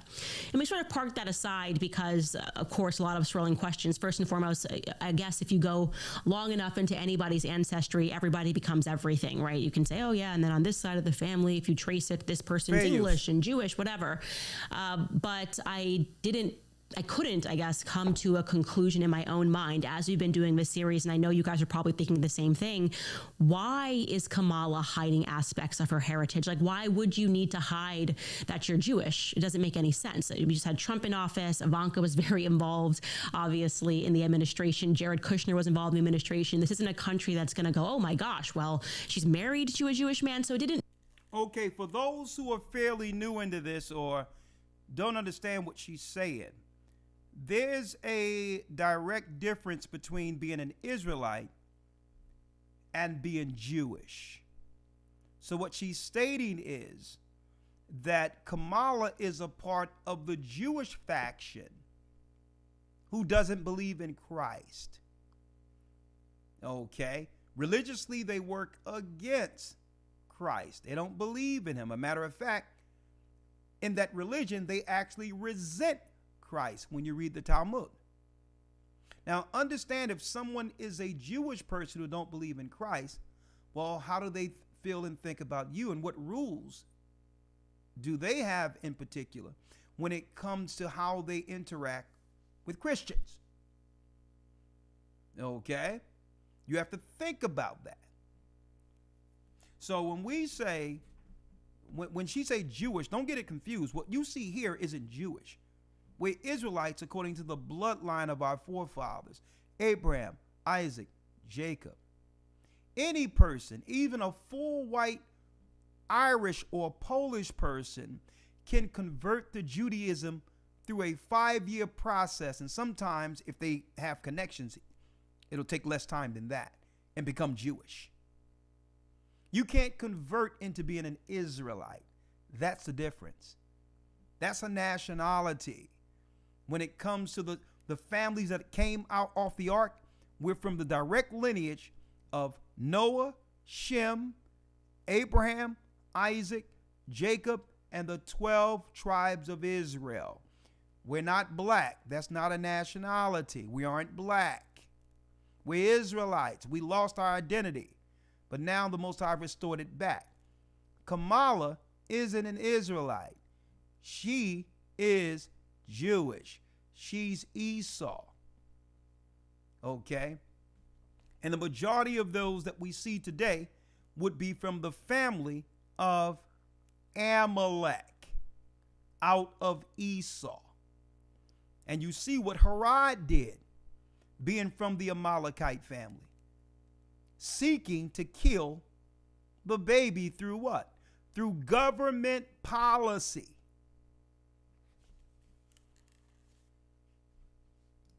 make enough sense for us to explore that route. But then we received this email, okay? And I'm just going to, I guess, at first read to you. I actually received 4 emails. Obviously, we're hiding this woman's identity, but she is a member of the Harris family, and I'm going to read you this email that she sent me. She wrote, "Hi, I wanted to reach out. My name is blank. I saw your podcast about Kamala's Jamaican heritage. She is related to me, a 4th cousin, but my grandfather is Michael Ralph Harris. He was an only child. My great-great-great-grandfather and her great-great-great-grandfather were brothers. The picture on your podcast is my grandfather and my grandmother, not hers." Don't worry, guys. I'm going to show you a chart so you can follow this along. Also, the Michael that immigrated to Canada was my uncle, my father's younger brother. His name was actually Mikhail. I have attached the picture from my grandparents' wedding day. It is on my mantle. And then she followed up and said, actually, our great-great-grandfathers were brothers. She made a mistake. It wasn't 3 times. It was great-great-grandfathers. And I'm also going to show you the photo that she attached here of her, because you might recall it from a previous episode that we showed. And she shows that this picture is on her mantle. So I had every reason to believe her. It was a picture that we showed, and she says, okay, these are my grandparents. And we again did show this as potential great uncle of Kamala Harris that was Jewish, named Michael Harris. And she's saying, well, Michael Harris didn't have any siblings. So this was of tremendous interest to me, because she not only included this, she also sent to us 5 pages of her family tree, like just a document where she was showing who was born when, dating all the way back to the 17th century. It was actually, like I said at the top of the show, it was incredible. She even had how some people died, and she just had the Bravo Harris line, which we had suspected was Kamala's family, but we weren't certain until this woman emailed us with this documentation. And I mean, she just had more receipts than you could ever ask for. She was very thorough, which, by the way, Jewish people are known to really take charge of their ancestry in a way that is quite remarkable, and in a way that I think we all should be mirroring and mimicking. And so I just want to show you the chart that she produced, because it gave us clarity. I mean, look at this. This is just 1 page of the document that she sent me, so you can see how thorough this woman was. And she is saying right at the top of this document, you have a Henry Harris, and that is the shared great-great-grandparent that she has with Kamala. That her then you can see Henry Harris had 2 kids, right? Henry Harris had a Joseph Harris and a Ralph Harris. Again, I'm going to show you a visual chart, so you don't need to try to stay up with everything that I'm saying right now. There's a lot of names, but essentially Joseph and Harris were brothers. And she's saying that Kamala descends from the Joseph line, while her family continues on to the Ralph line, and that they were Jewish.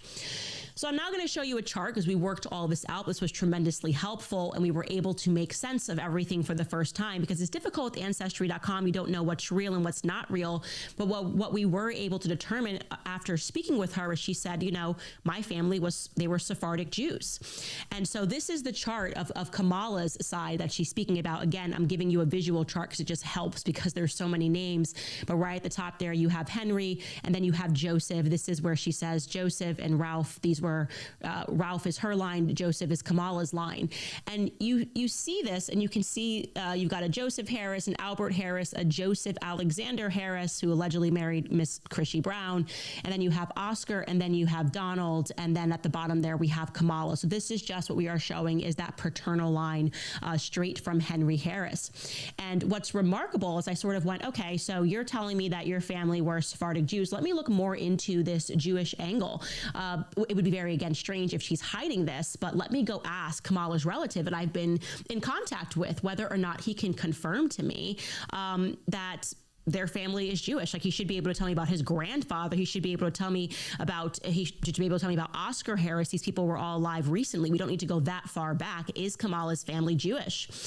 So first and foremost, I want to say the woman in Canada says they do not agree with Kamala's politics at all. That is why she reached out. She said it's an absolute fact that Donald is lying in his piece in Jamaican Global Online when he says heritage is unknown to him, that is an absolute lie, and that their family believes that they are intentionally blackwashing the Jewish parts of their identity. So where Kamala is Jewish, they are inserting this sort of nebulous black ancestry that doesn't actually exist. And like I said, she keeps records. She has kept them all, and she's saying they are Sephardic Jews. So when I followed up with Donald's direct relatives who I have been communicating with, they confirmed that what she says is true, and it's nothing that they're ashamed of. They don't know why Donald is not telling the truth about the fact that Oscar Harris was a Syrian Jew. Unbelievably, a Syrian Jew. Oscar's father, Joseph Alexander Harris, was a Syrian Jew. So this family is Jewish, okay? Then it kind of occurred to me that we've actually only been given one picture of Oscar Harris, okay? And it's quite strange because despite the fact that her book has colored images all throughout it, Kamala Harris decided to to turn the photo, which looks like it was a colored photo, into black and white of Oscar Harris. And so that kind of gives him, and we can show this photo up close. Yeah, that kind of gives him, we're like, okay, I don't know what color he is. Like maybe he's brown. And I guess we're supposed to believe he's brown because we're being told that Donald Harris is black somehow. We're not clear on that. But it is of interest that they've only presented this one photo, and we are just led to believe that he's brown. And so I asked Kamala's relative, I said, out of curiosity, okay, you're telling me that his father was a Syrian Jew. You're telling me that there's no question that Oscar Harris was Jewish. So what color was his skin? Was he brown? And he said, no, he was extremely fair skinned. Like he like white passing. Oscar Harris was white passing. And you don't get that from that image. So once again, we have a circumstance in which she's blackwashing things. Very, very strange. So Oscar Harris is in fact fair-skinned, and the evidence is pointing to, and there's no question, it's not even evidence, like nobody can dispute this, Snopes can't dispute this, Kamala Harris is Jewish, and she's lying, or not lying, but not addressing the fact that she's Jewish, which is extremely strange. In fact, the person that I'm speaking to in Kamala's family says that the only person that had any melanin, like in all of Oscar's relatives, brothers, children, is Donald. And that is quite strange. Donald is the only person that has a darker complexion, which is why she doesn't colorize him or transform his photo into a black and white photo, because they're trying to push this idea that she is black when in fact she isn't. And I believe that it's because he's Hindu somewhere. And the relative told me that's part of the reason that they think that Donald sort of started leaning into this sort of Marxist race stuff, because he was the only person that had a little bit of color and was treated differently than the rest of his relatives. Very, very strange, and something that is definitely worth exploring, especially given some more of the things that Judge Joe Brown told me. I know that we really should take a closer look at that. It's a weird thing to lie about, is what I would say. There's no clear reason as to why you would take a piece of your family that is Jewish and try to make people believe that they are black. And this woman in Canada also made it clear to me, this relative, that it's also strange to them that she's lying about the fact that lineage, that the Jewish lineage then married into the slave owning lineage, which would be the Browns. They established the town, and they have just a plethora of evidence and documents supporting that, while they pretend to the public that they're like, it's unknown.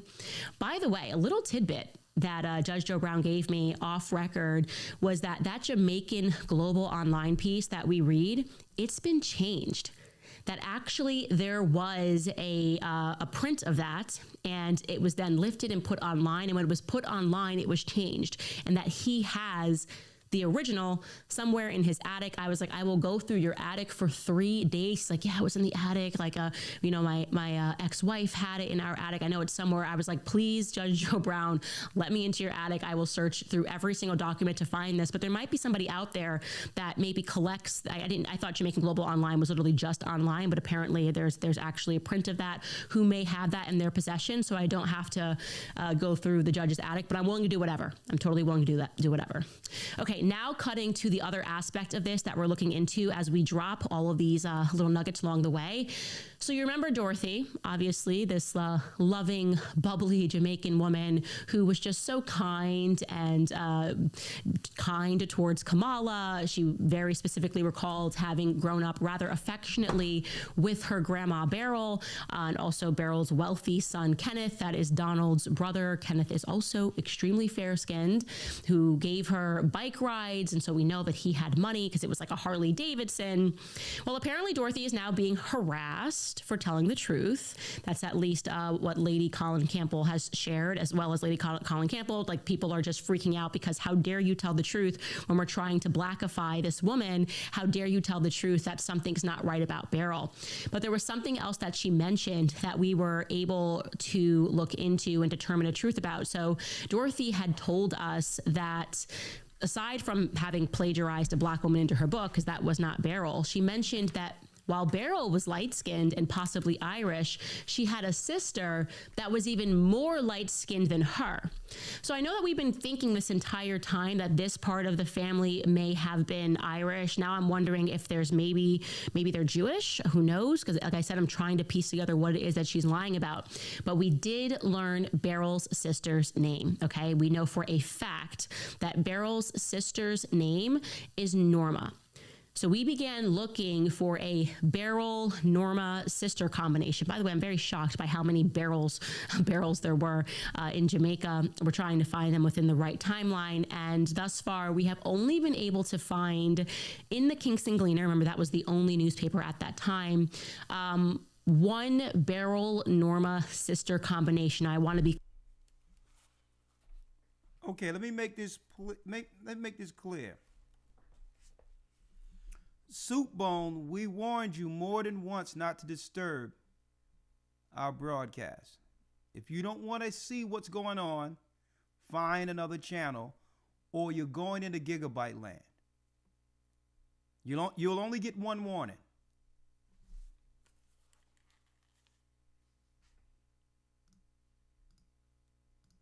Clear.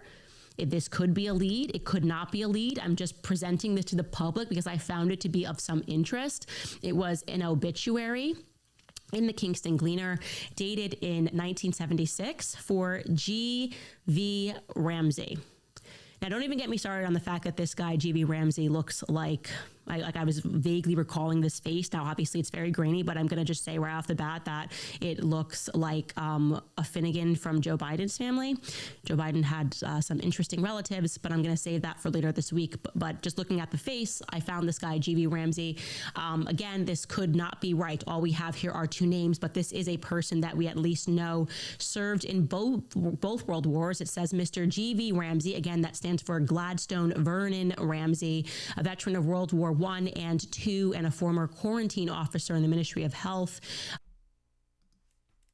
Well, what I wanted to pull out of that, and thank you for hitting the like button for me, brothers and sisters.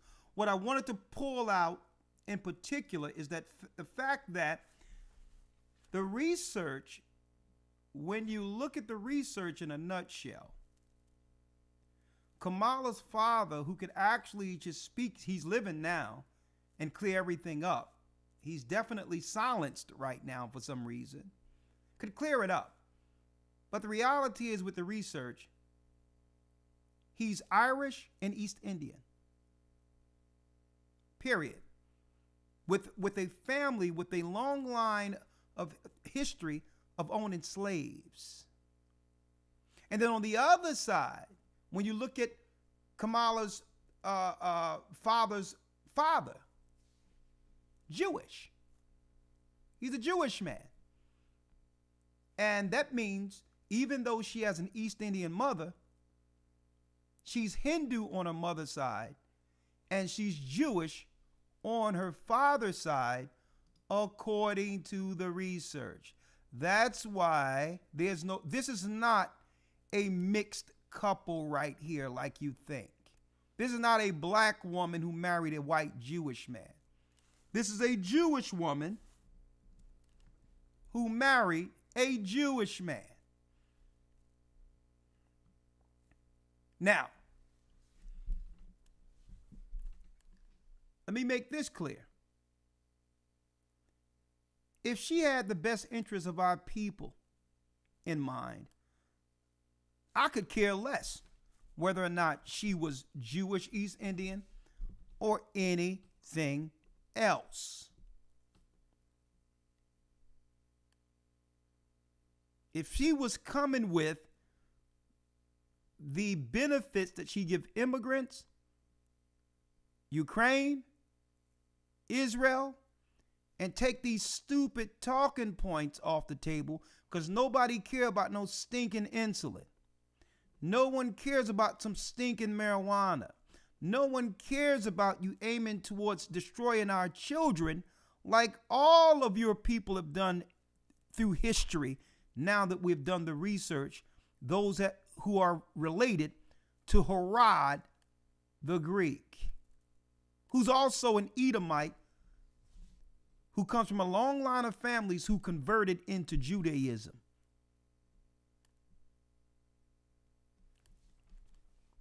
So we could care less about what family she come out of, but you notice how they use these ambiguous people to deceive us politically over and over again.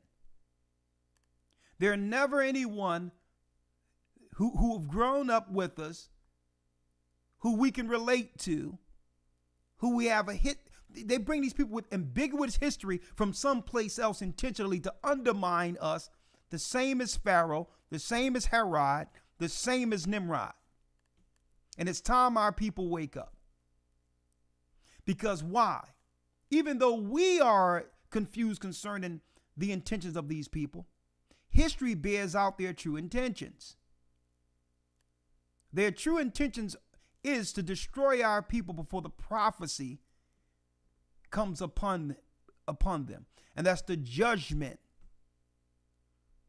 for them disobeying our God and destroying God's people. Now, for those who missed it earlier, let me show you this.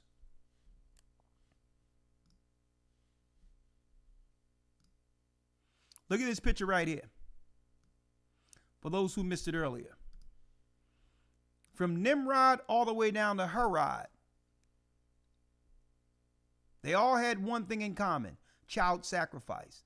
To legislate the killing of our children before they grow into their spiritual purpose on earth by God. Look at this guy. Look at her. What do they have in common? They come from somewhere else. These are Hamites. Hamites mixed with Edomites. It was a Hamite by the name a Pharaoh of Egypt, who was a Hamite who sought to kill Moses at birth.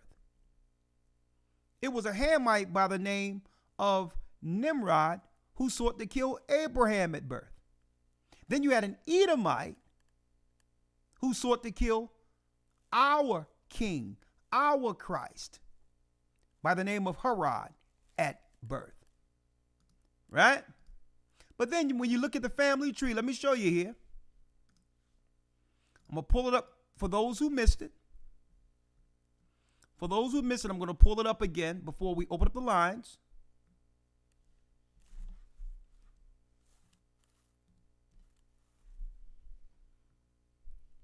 I showed this years ago. Here's the Pharaoh's dynasty of the 17th dynasty, right? When you look at the George W. Bush family line, look at this. Philip of Macedonia, Alexander the Great. Down to Alexander the Great, you have what? Keep on going. You have, let me get her right.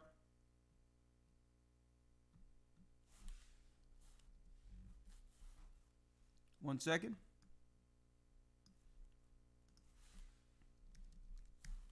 You have who?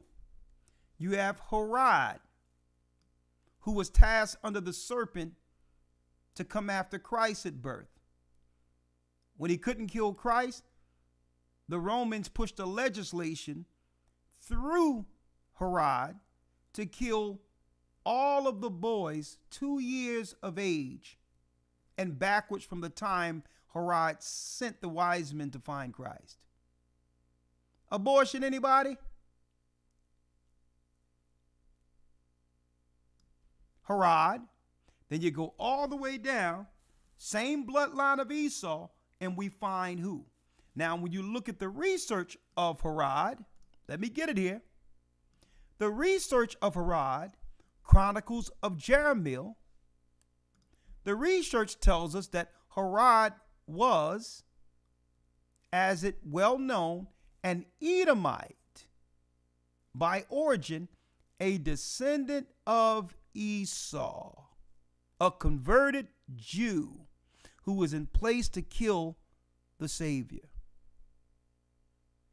See this? Now, this is where it gets interesting. This is where it gets interesting. It goes all the way down, folks. It goes all the way down to who? Herod, all the way down to the Bushes. Harriet Eleanor Fay, James Smith Bush, Sam Prescott Bush, Prescott Sheldon Bush, and George Herbert Walker Bush. And then from George Herbert Walker Bush, check this out, folks. Let me get it here. Let me show you here, if I can find it. As you can see, let me get it here. Former President Barack Obama. Let me show you.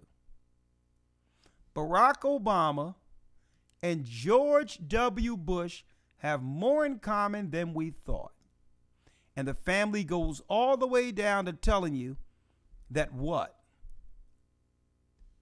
Barack Obama and George W. Bush are related. They are 11th cousins. It's all in the family. And when they put these ambiguous people in place, they know exactly what they're doing and who they're coming after. And at the end of the day, it's our people in the streets. It's our people suffering. It's our children dead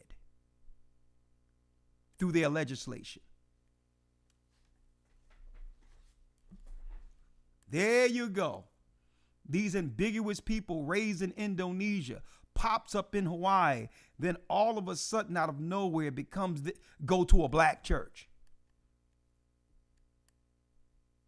That's why we must delegitimize all of these black churches. Okay?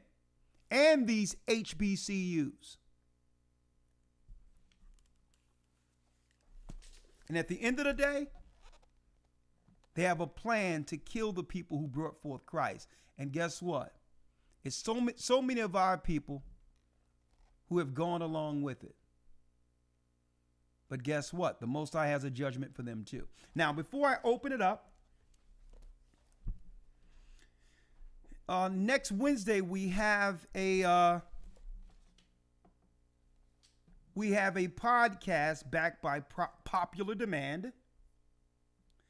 We have a special guest who's coming on again, Demond, Pastor, Mr. Respectfully, Demond Wilson will be on next Wednesday along with myself, where we're going to ask him a few questions, right? What is the connection between Hollywood and politics? We're going to discuss the updates on what's going on with Puff Daddy, P. Diddy, and the new people that are now being charged that no one is talking about and what that means. We're going to discuss the satanic rituals that's within Hollywood, as well as the political affiliations, that and more. And we're going to unpack a few more things out of his book, which was, man, well before his time. Whatever he put in his book, the Spirit of the Most High was on Demond Wilson when he wrote that book. There's so much insight prophetically that's just telling in our current time. And we're going to discuss that and more next Wednesday, backed by popular demand. The great actor and talent from Sanford and Son, Demond Wilson, will be on next Wednesday. And we're going to try to have an early broadcast next Wednesday around 3 p.m. Now, let me just announce real quick, we're in the new installment of our Hebrew and Bible Academy, which starts November 10th. Please go to historytimes.org to enroll. It's going to be impactful. The fall of the last empire is the theme. The fall of the last empire. This will be the academies of all academies. The news real time against what's going on with the elections. Who knows what's going to be happening at this time? Real news, Hebrew as well as Bible prophecy, election outcomes, war in the Middle East, hurricanes, earthquakes, and really what's about to happen when the truck strikes happen after January. We're going to go into that. The fall of the last empire, we're going to have a prep symposium with some health gurus as well as those. We're going to have some whistleblowers, one from Canada that's going to come through and give some insight of what's really going on over there. And we're going to have some health tips so that our brothers and sisters can get themselves prepared for what's to come physically. The path to the mark, the final path to the mark, the return of the hidden gods, and the fall of America, which is the fall of the last empire. Get your seats. Get your seats while you can. Go to historytimes.org, and we do have a drop down in which you can actually pay and sponsor someone else if you would like someone else to come in. All right. If you would like to pay for someone, there's a sponsor option within the tab. And again, it's every Sunday from 9 to about 2, 3 o'clock.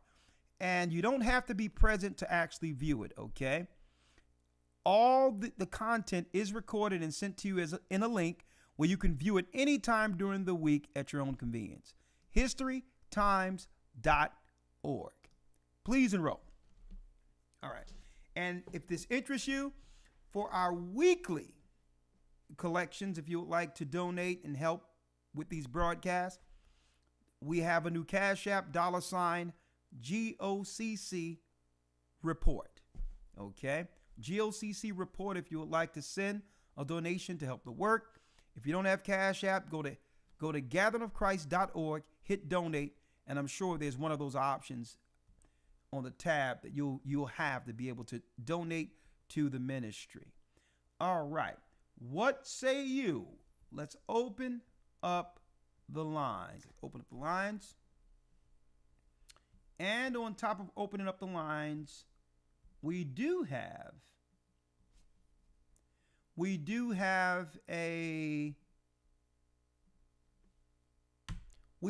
Zoom connection for those who would like to come in through Zoom. We have a Zoom connection for those who would like to come in that way. So let's see. 1 second. Let's go to Blog Talk and see who we have on the lines there. All right. Let's go into Blog Talk. Oh, yeah. Let me tell you. Candace is on fire right now. And I suggest you brothers and sisters go back and look at the full series on Kamala. It's way more than what you think it is. It's exposing the children of Satan. These people are straight liars, but they are very intentional in their plans against us. Dangerous people, folks. They try to play dumb when the cameras are on, but these people are very intentional with undermining as well as destroying our people and getting us out of position and replacing us with their people. Replacing us in high positions with their people to undermine and or destroy us. They become our doctors, they'll become our pharmacists, and they'll do all the dirty work for Esau. Okay? It's time our people wake up, folks. 515-605-9327. Let me open up the lines.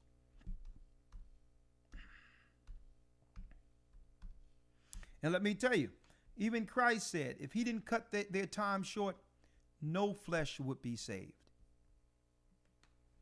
These people are just pure evil. And I'm going to talk about that and more next Wednesday with Damon Wilson. Blog Talk Radio. Welcome to Blog Talk Radio. Please hold and you will be able to listen to the show.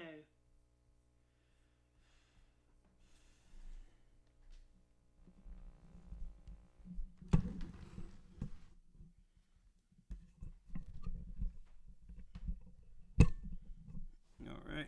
Let me turn it up some. Unmuted.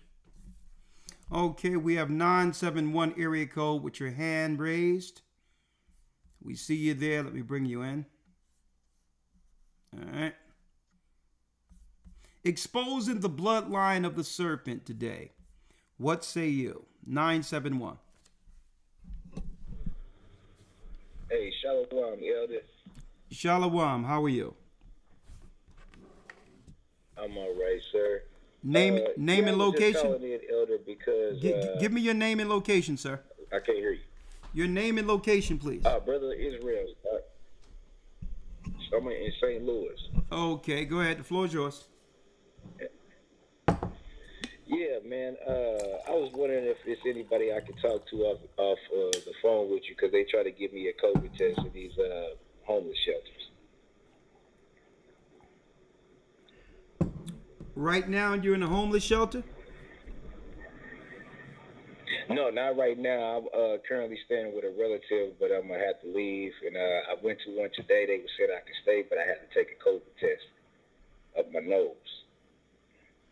Well, I mean, you say you want to speak to us privately. What is it that you can't say now? I mean, I didn't want to, be off topic, Okay, well, the reality is, show, here's the reality, though, right?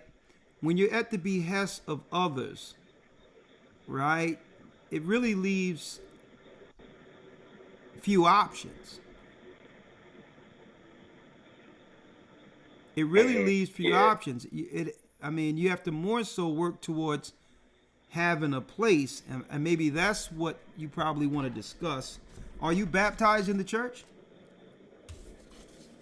No, man, I was trying to get baptized last time, but the deacon did not follow through with the baptism classes. What area are you in again? What area? With the deacon, or you mean? No, what area are you live? Where do you live? Oh, St. Louis, Missouri.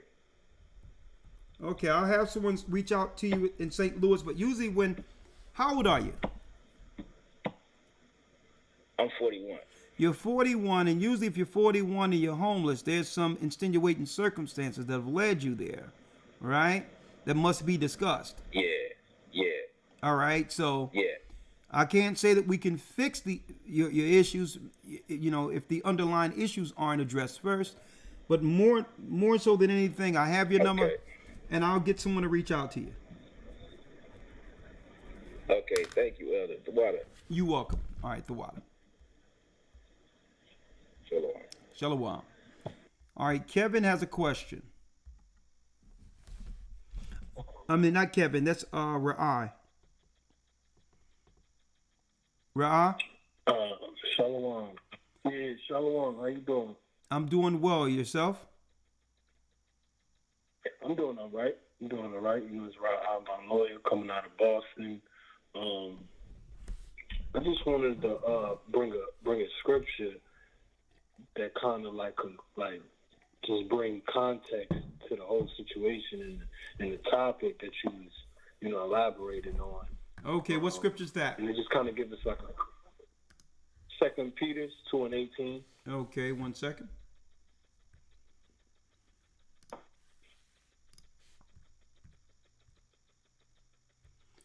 Okay. I'm there. Go on.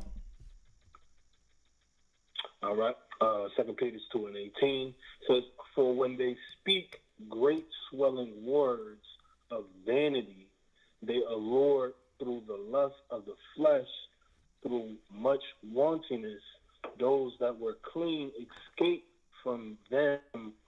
in error, while they promised them, and this is the key point here, this is verse 19, while they promised them liberty, they themselves are the servants of corruption. And, what I get out of that is that, coming here off the shores of the ships, they promised us all these things. You know what I mean?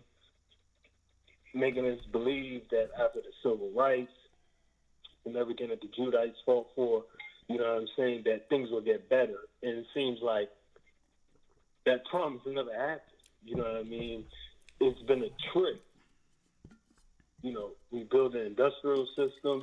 The Judites built an industrial system. The Levites, they helped them get Louisiana. They helped founded Chicago. So we pretty much, gave them everything they had. Just kind of like what we did in Egypt. You know what I mean? And we got no credit for it. And it's been a bunch of promises coming from, these promises. Speaking of that liberty. Yeah, you're right on. The scriptures you're bringing is right on. But let me put something on the table here, right? A politician is going to be a politician, right? Right? But the question is, how long will our people fall for the foolery, for the nonsense? Right. And that's more so an issue than anything. These people aren't going to change. Like, for instance, these people know there's only two things that matters with our people. And we're saying it over and over again. The economy, you bringing these people over to destroy us and to undermine us, and reparations. Those are the only 2 to 3 things we care about. And yet, they are ignoring it intentionally. You think they don't hear it? So when is it's going to be, but as long as there's a faction of our people who accept this, then the politicians will continue to totally destroy and disenfranchise us. And I'll tell you this real quick. That's why we got to start identifying the people who get on this train every 4 years, believing that there's going to be a change through politics, through these politicians. We have to single these people out and understand that sooner or later we have to separate ourselves from these people. They're the problem. For sure. They're the problem. The politicians are going to be what a politician do what a politician does. They're liars. I don't care what side you look at, but really, if you represent the people, they would actually come together and say, you know what?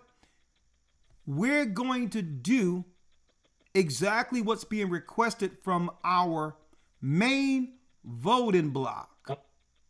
And that's not ignoring anyone else, but we're going to prefer the people who vote us in from one administration to the next. Not to say we're not going to give anybody else something. We're going to really focus on those who keep us in office. And it seems like we're the people who are generally ignored. But the gays, who are the minorities compared to us, the Asians and other people, they take precedence over us. And I wonder how long our people are going to sit back and allow this to happen, right? And that's the point I want to make. The politicians are liars. They're liars. But how long is it going to be before our people wake up in number and realize that these same people that have aligned themselves with us are destroying us? Thank you, my brother. That's the point I wanted to make. Right. I was going to for sure. And it's spot on. And, another thing I wanted to add, it's like, and that's why one of the biggest speeches that MLK had, anybody remembers the dream speech that they shove it down your throat in the public schools. But the last real speech that he had was, I led my people to the burned down house. And I think he was speaking about the civil rights bill. You know what I'm saying? How he actually made things worse, trying to be their equal, than separating ourselves from them. Well, at the end of it, the last true message King left before the assassination was reparations. That's what he was marching to Washington for next. Thank you, my brother. I appreciate you. So again, in the bar. Okay. No one cares about intersexuality. No one cares about the price of insulin. No one cares about aiming abortion towards our people. Go back to where your people are and push that, which is immoral in of itself. You notice there's a common thread with all of these politicians. It doesn't matter where they're from. At the end of the day, it's about killing the tribes of Israel, predominantly the tribes of Judah at birth. And that's what I highlighted throughout this broadcast. The serpent's true intentions against God's people. And they're all related, folks. Politicians aren't elected. They're selected.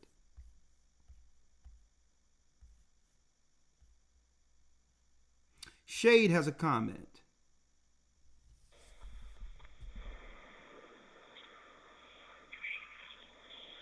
Shade. Hey, Elder, how you doing? I'm blessed by the best, and his name is Ahia. What say you? Hey, blessed, man, out here in California. It's good to hear you.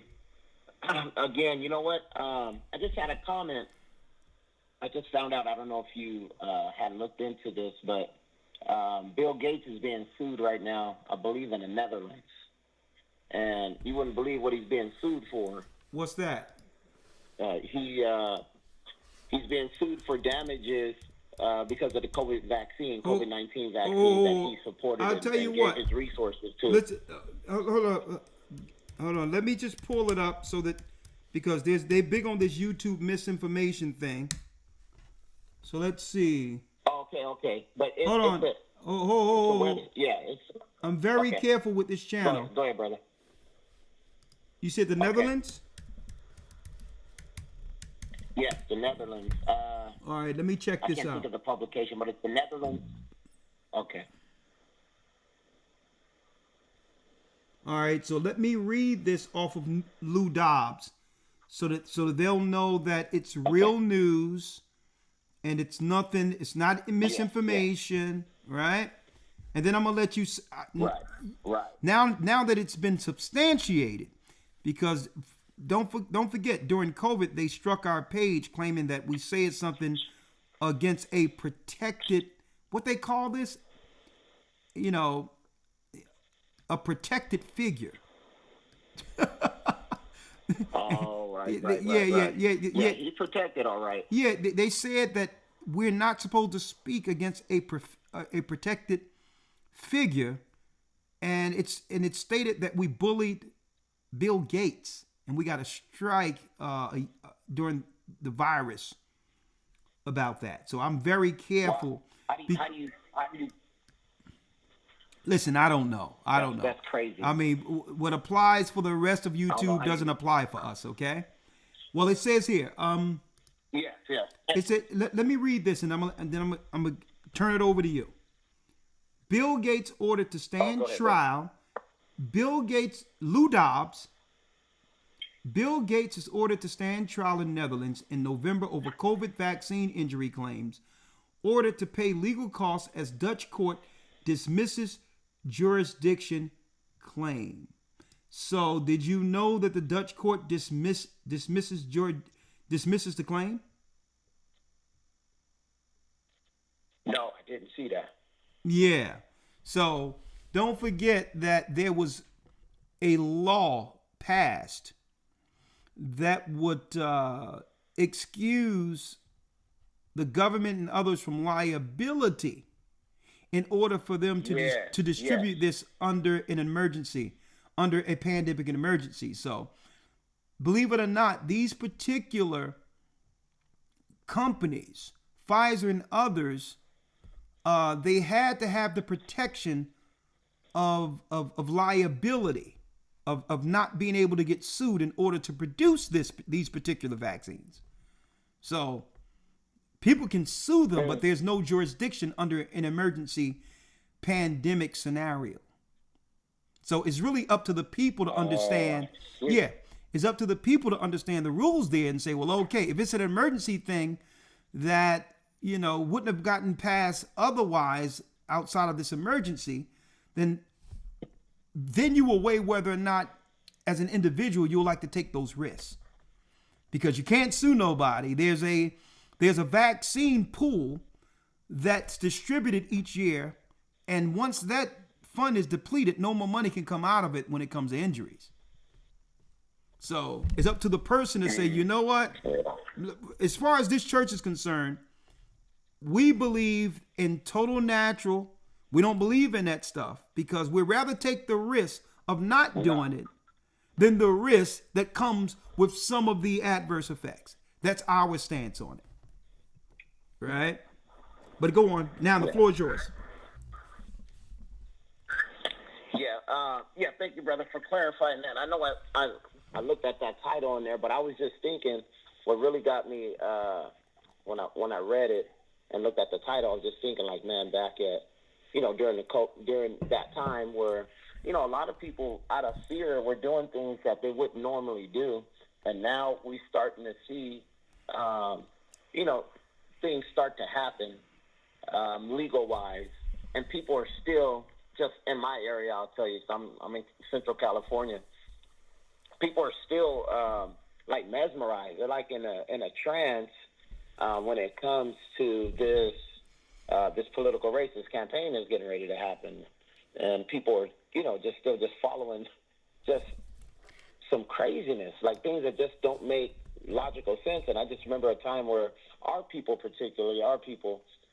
didn't think that way or act that way. We were more common sense, logical, and now it just seems like we've kind of lost that base. Even though there's a large group of us that are, you know, waking up to it, there's still many people that are asleep, and it kind of saddens me.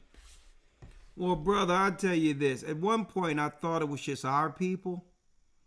But with some of the discussions I'm having on the outside of here, it's not just our people. There's a lot of white people that are totally unhinged and are totally illogical out of their minds also. You got a lot of women talking about, no one can tell me what to do with my body. I'm like, excuse me. And I say this to this woman, this white woman. I'm like, realistically, when has there ever been a scenario where someone told you what? When did you ever get any pushback?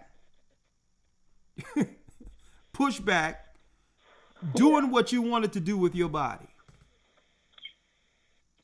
I just asked her, and she's looked at me. Her head almost turned around like the Exodus. Like, is this a black guy talking to me like this? I just asked her though. I'm like, if anything, America encourages women to do whatever they want to do with their bodies with no pushback. So I don't understand this thing that you think that somebody's going to get in position as if the president is going to knock on your door and try to stop you from doing what you want to do with your body. That doesn't even make any sense. And see, and because these people are really, believe it or not, walking empty corpse, they just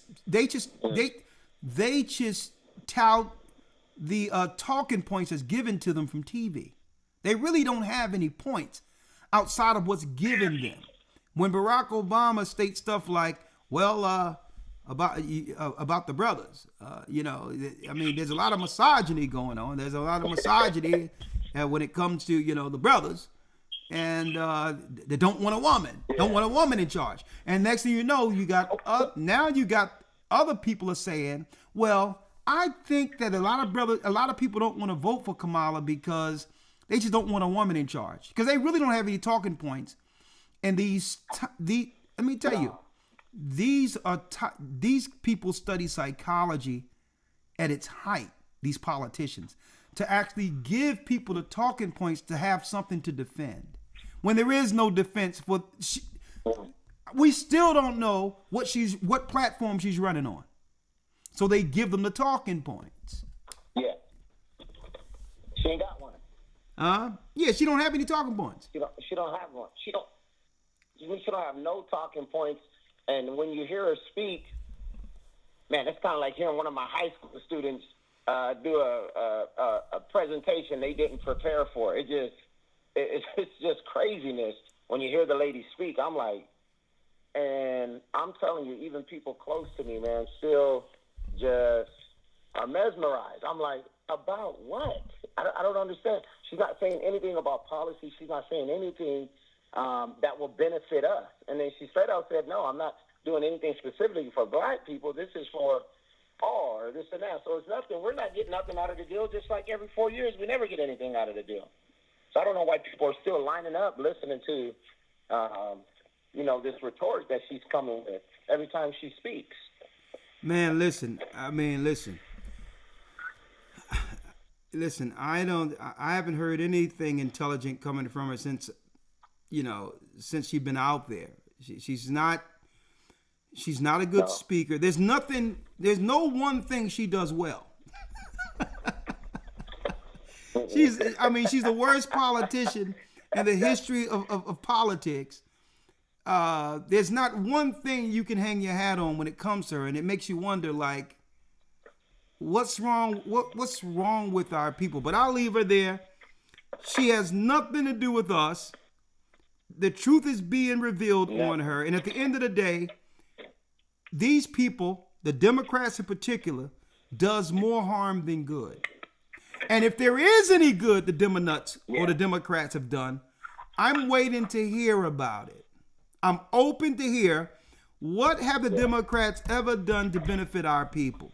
Anything. Thank you, my brother. Great point. Anytime that. Okay. Thank you, brother. All right. Thank you. Have a good night. And don't talk about civil rights, right? Don't civil rights. Hey, civil rights have benefited the Jews more than us, gays more than us, everybody else, East Indians, Muslims that are coming over here under the black and brown coalition. So no, civil rights haven't benefited us. If anything, civil rights was the Trojan horse they've used to destroy our people. Yeshua has a comment.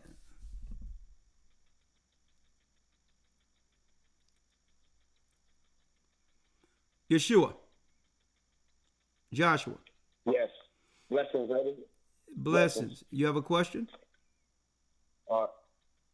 Yeah, question or comment. First off, I just want to say great job. I watch you often, been watching for years. I love the discipline you have. I love the sternness, the braveness that you have to stand for what's right. I just want to put that on the forefront first. Praise the Most High. Finally got a chance to speak with you. All praise be to the Most High. Thank you. Go on. Just a quick question. Having a little bit of difficulty, so I just wanted to ask from a different perspective. If people were throwing a party for you and throwing parties for you and not allowing you to attend those parties, can you give me some kind of insight of how to calm down or how to accept that people just don't know me? I'm seeing a whole bunch of conversations. I see all the talk. I watch the church services. I watch everything that's going on. And here I am with the identification of the person that everybody is speaking about. And it's not coming to any avail besides me doing it by myself. Okay, brother. Well, you're speaking ambiguous here. I don't understand what you're talking about in particular. Can you be direct with what you're talking about in specific? Yes, sir. I guess I'll stick with the first question first so I can get just a stabilized foundation. How would you feel if people were consistently throwing parties for you and then wouldn't allow you to attend the parties? How would that make you feel? Okay. Let me ask a question in return. Maybe this will clear it up. How could someone throw a party for me and me not be present? If I'm not there, is the party for me?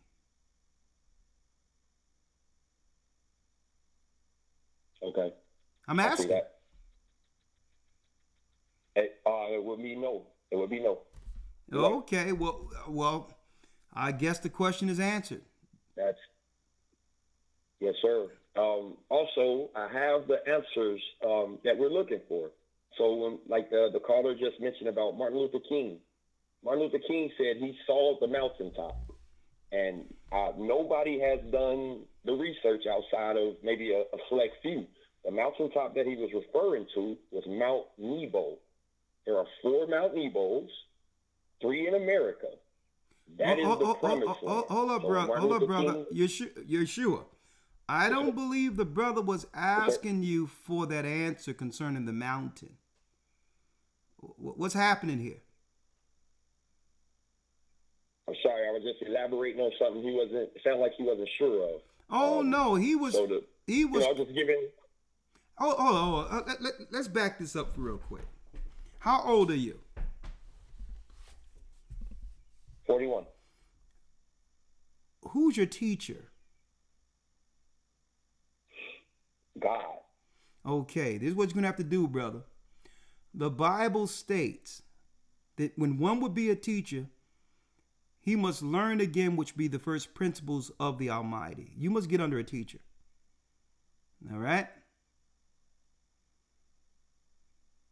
Okay, is that a principle or something I did to upset you or change the conversation? Brother, listen. Elaborating on what you said before. Brother, I'm helping you out. Because you are expounding on some things, but you need a reference point. You need guardrails. You need a foundation that we can provide. You need a teacher. Okay. All right? And I'm here for you. The promised land isn't. The promised land isn't foundational scripture. Brother, that ain't the point. I mean, it's like you took the conversation into left field.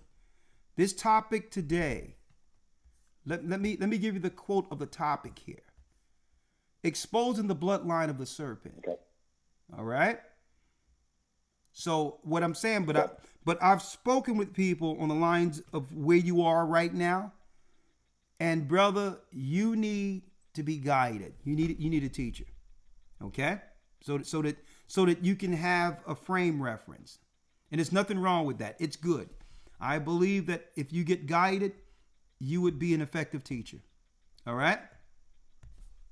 But right now, blessings, brother. All right? So just, what city and state are you in? I'm in the Twin Cities right now. So right now, as I'm speaking with you, what city are you in right now? Some kind of pressure of the Twin Cities. Okay. We have a church there. Would you like to come through and learn? Well, as I'm speaking now, I'm still feeling a certain pressure of just shut up and be quiet. And I'm just really trying to have a conversation with one of the elders, from my understanding. Well, brother, we can have So I'm not sure how. Okay. This is what it is, right? This is like a podcast where people call in and bring their perspectives on the topic. A conversation is something we can have separately. You don't have to be offended. But the whole thing is, we're teachers here. And when you bring a perspective that no one asked you about, then that throws the whole broadcast someplace else. Right? And you probably don't even know you're doing it. Yes, sir. And I'm sure your purpose is to contribute to the broadcast. So I'm letting you know the way you were bringing this, it's moving the whole broadcast off the rails. And it's not to offend you. I've dealt with brothers like you before, and it's good because you got a lot of zeal in you, but you need a teacher.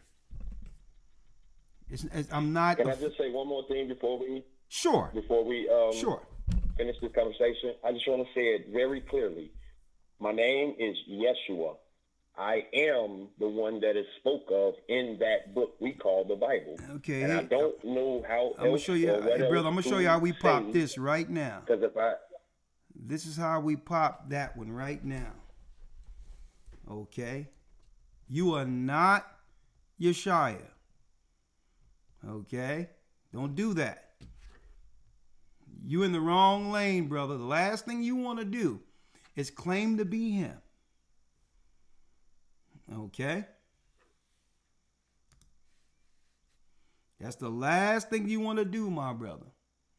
Okay. A matter of fact, I'm going to entertain this for a minute. Okay, brother. Are you there? Yeshua? Yes. Okay, yes. okay. I challenge anybody on the planet to prove that I'm not. First off, I don't want to. Hey, brother. Think that I'm hey, brother. This is what you're not gonna do, brother. What you're not gonna do is overtalk me when I'm talking. That's what you're not gonna do. Okay, because no one calling in to where you are. So I'm gonna bring you on again, and you're gonna listen, and then I'm gonna listen to you.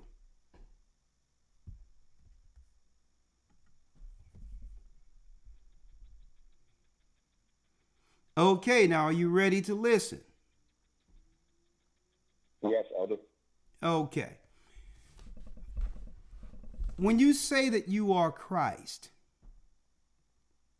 what exactly are you saying? Are you saying that the Christ is written of in the Holy Bible, that's you? Yes or no? Yes, I am Yeshua. Okay. In the Bible. Okay. All right. That's fine. All right.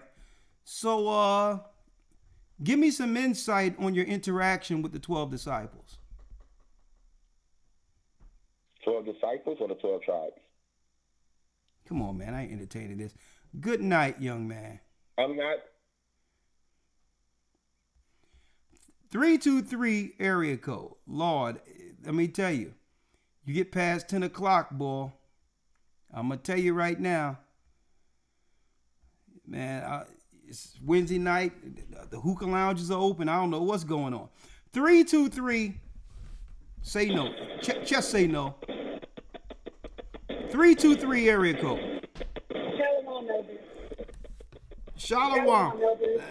Oh, please tell me that you're not Miriam, okay? Lord, have mercy. Nah. I just wanted to know, did you see Kamala Harris at New Birth Baptist Church? Yeah, I seen it.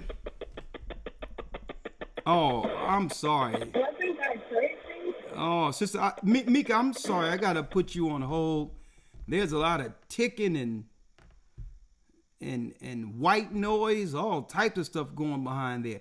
Please get into a quiet area, Mika, and I'll call you in a moment, okay? I mean, I know Lawya is somewhere just holding his stomach right now. I never thought that we'll be living in a time where we'll be called from a brother in the Twin City who says, "No, I'm that man in the Bible you talking about." I'm like, "Yeah, you Christ, huh? Tell me about the 12 disciples. Oh, what you want, that of the 12 tribes?" No, this is what happens. You know, and you get put on permanent hold. All right? See? That's how that works. Right? And this is why it's hard for our people to come. This is why it's hard to bring our people, to guide our people through this, man. This is if you think this is something, wait until we get in the wilderness. And that's why, let me tell you, that's why I don't claim to be nothing more than a servant. He's like, man, I'm shooting for the top of this thing. And the Bible states clearly what would happen in the earth once Christ returns. Okay? You can't, let me tell you,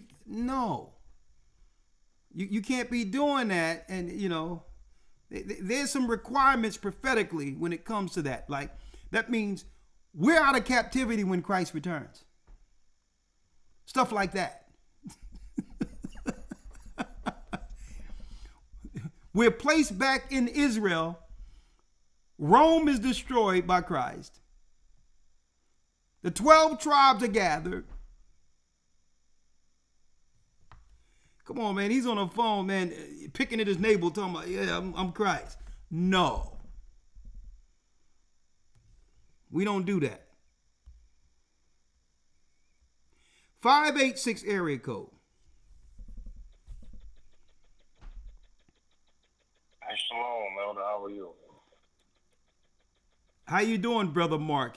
You are the Mark from our. Hey, how are you? Hold up, Mark. You are the Mark from our current time, correct?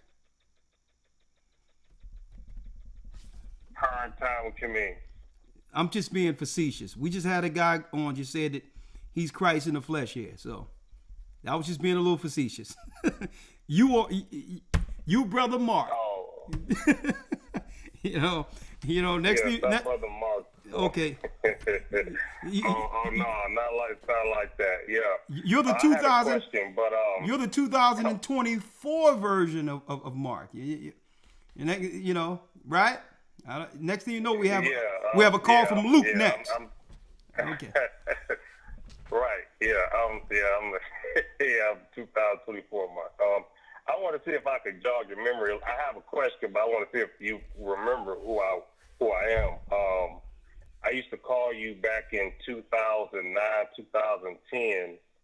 That was when you was traveling around the world, and I was the guy that was calling you from Southfield, Michigan. Does that jog on memory? Yeah, I remember. That's a long time ago. How you doing, my brother?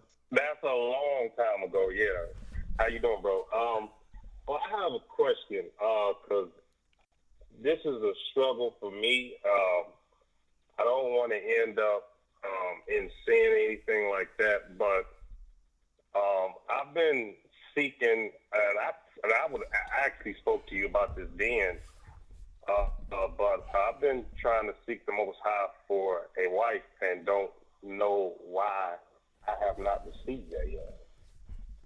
You got to do things. You got to do what a man do that wants a wife. You got to find a woman, and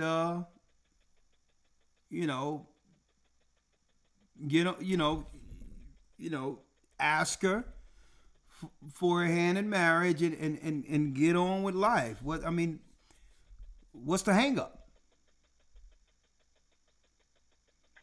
Well, so because I get confused with how you're supposed to go about that. So if I can just go out and just seek and just do my own thing and trying to find one, or am I just supposed to wait for him to do something, or do I just do this on my own? Well, I believe that you got to do this on your own, brother. I mean, you had a girlfriend before, right? Oh, yeah. Okay, Girls, well, you had a girlfriend. Well, guess what? You understand? But I did that on my own, and there was just girls, and and all of that. Let's just start with one girl.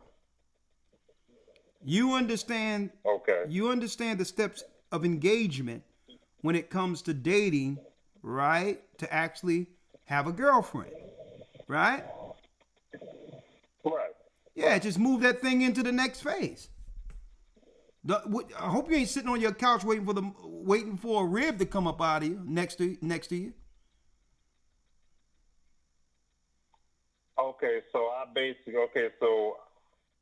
I can just go out on my own and just seek, just do my thing, just do me, and I don't really have to pray for that. I don't have to really seek the Most High. Well, I'm sure you've been praying since, brother. You've been praying since 2009.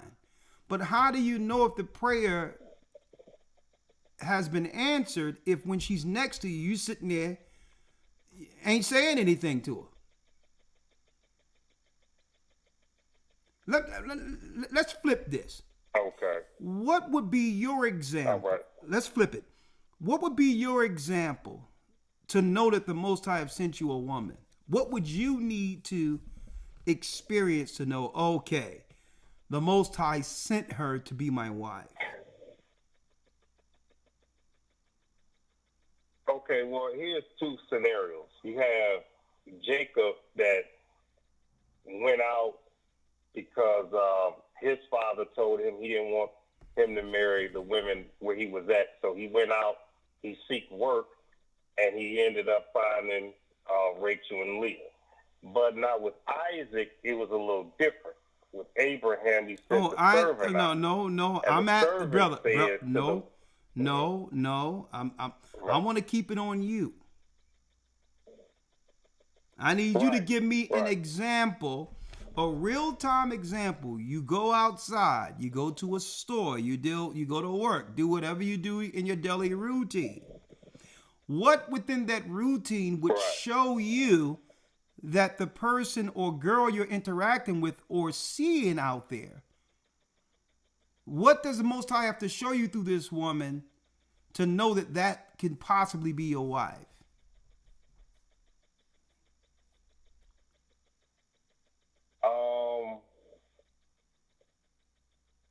I don't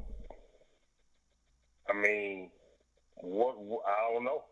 Okay, all right. Well, okay. Let me just be as normal as me speaking to a sister, you know? Okay, let's do this. Right? I know in your mind you got a preference, a type of girl or woman you would be attracted to. Right? Yeah. Have you seen any of those lately? Yeah, I've seen one today. I was making, I am a trucker, and I've seen one that I was delivering. The company that I was delivering to, I don't want to say online, but the company I was delivering to, it says it on my truck. So I was delivering the product to the store, and I approached her. Okay, what happened? And basically, I gave her my phone number. You approached her, and how did she respond to your approach? Oh, I mean, it was normal. It wasn't a uninviting vibe. It was pretty cool. Well, I think you're on your way, aren't you? No. No, because I haven't received no phone call, so I'm just like, no. Okay. I gave her. Okay. Listen.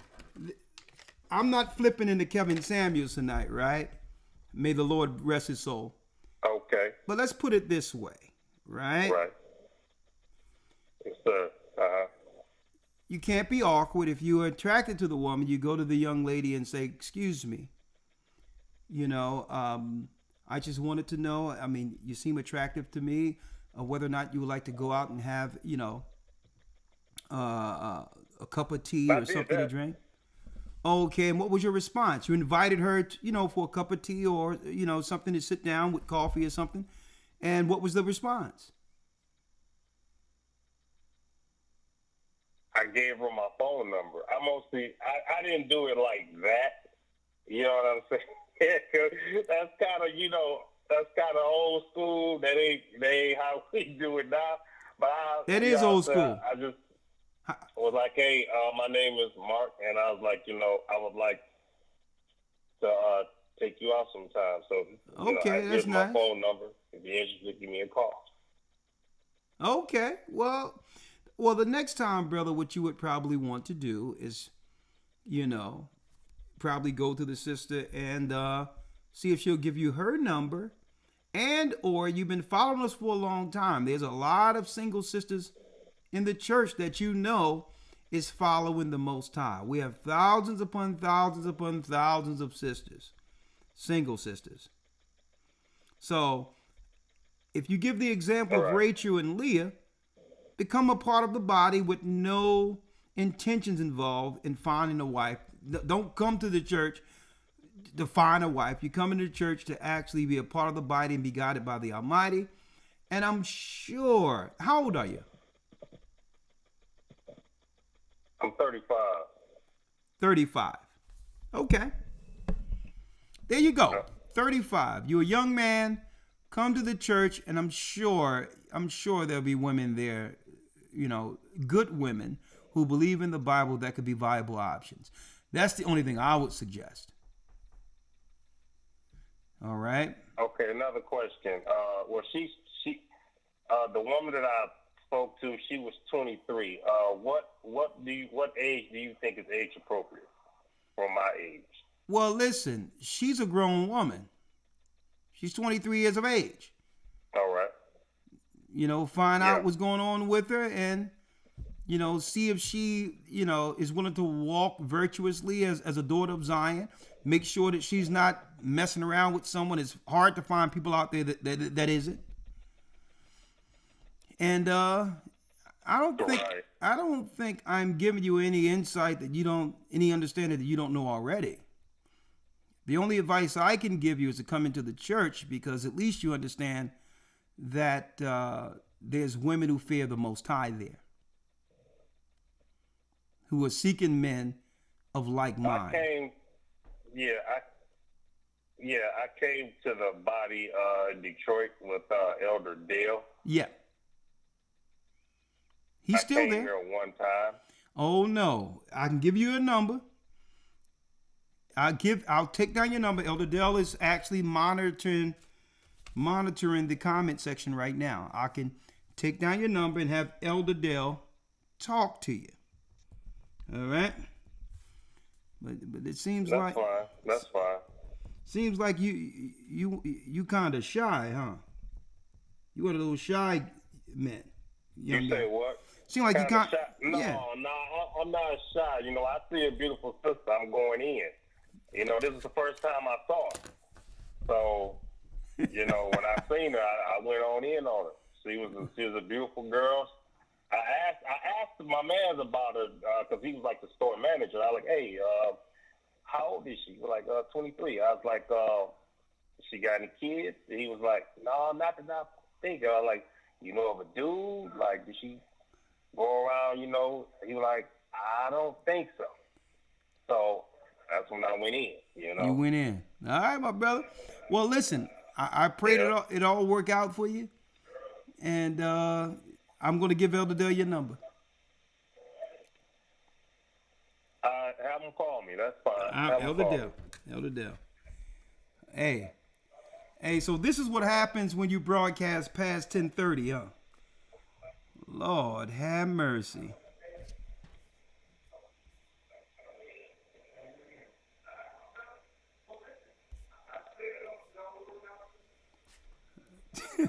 I think that's my cue.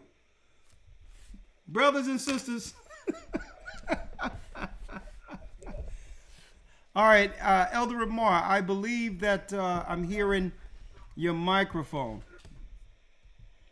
But yeah, that concludes our broadcast. Next week we'll be on with Demond Wilson from Sanford and Son. He's going to give us some insight on the elite, what's really going on. What's really going on when it comes to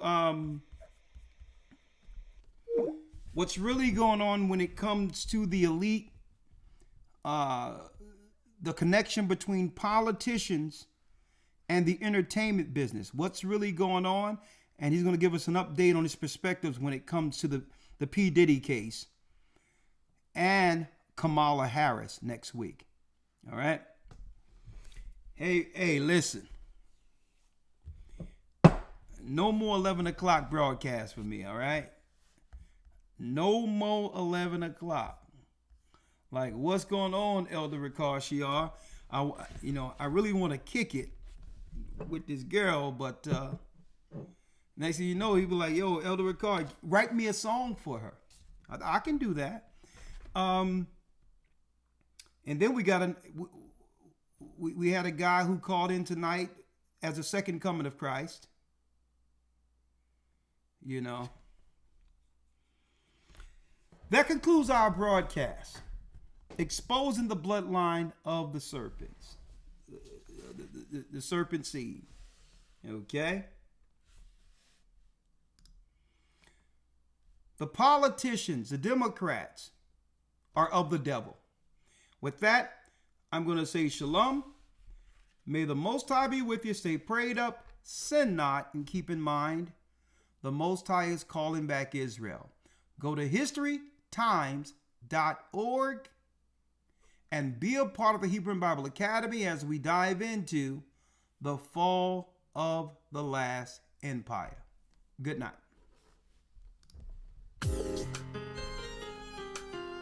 Lord have mercy.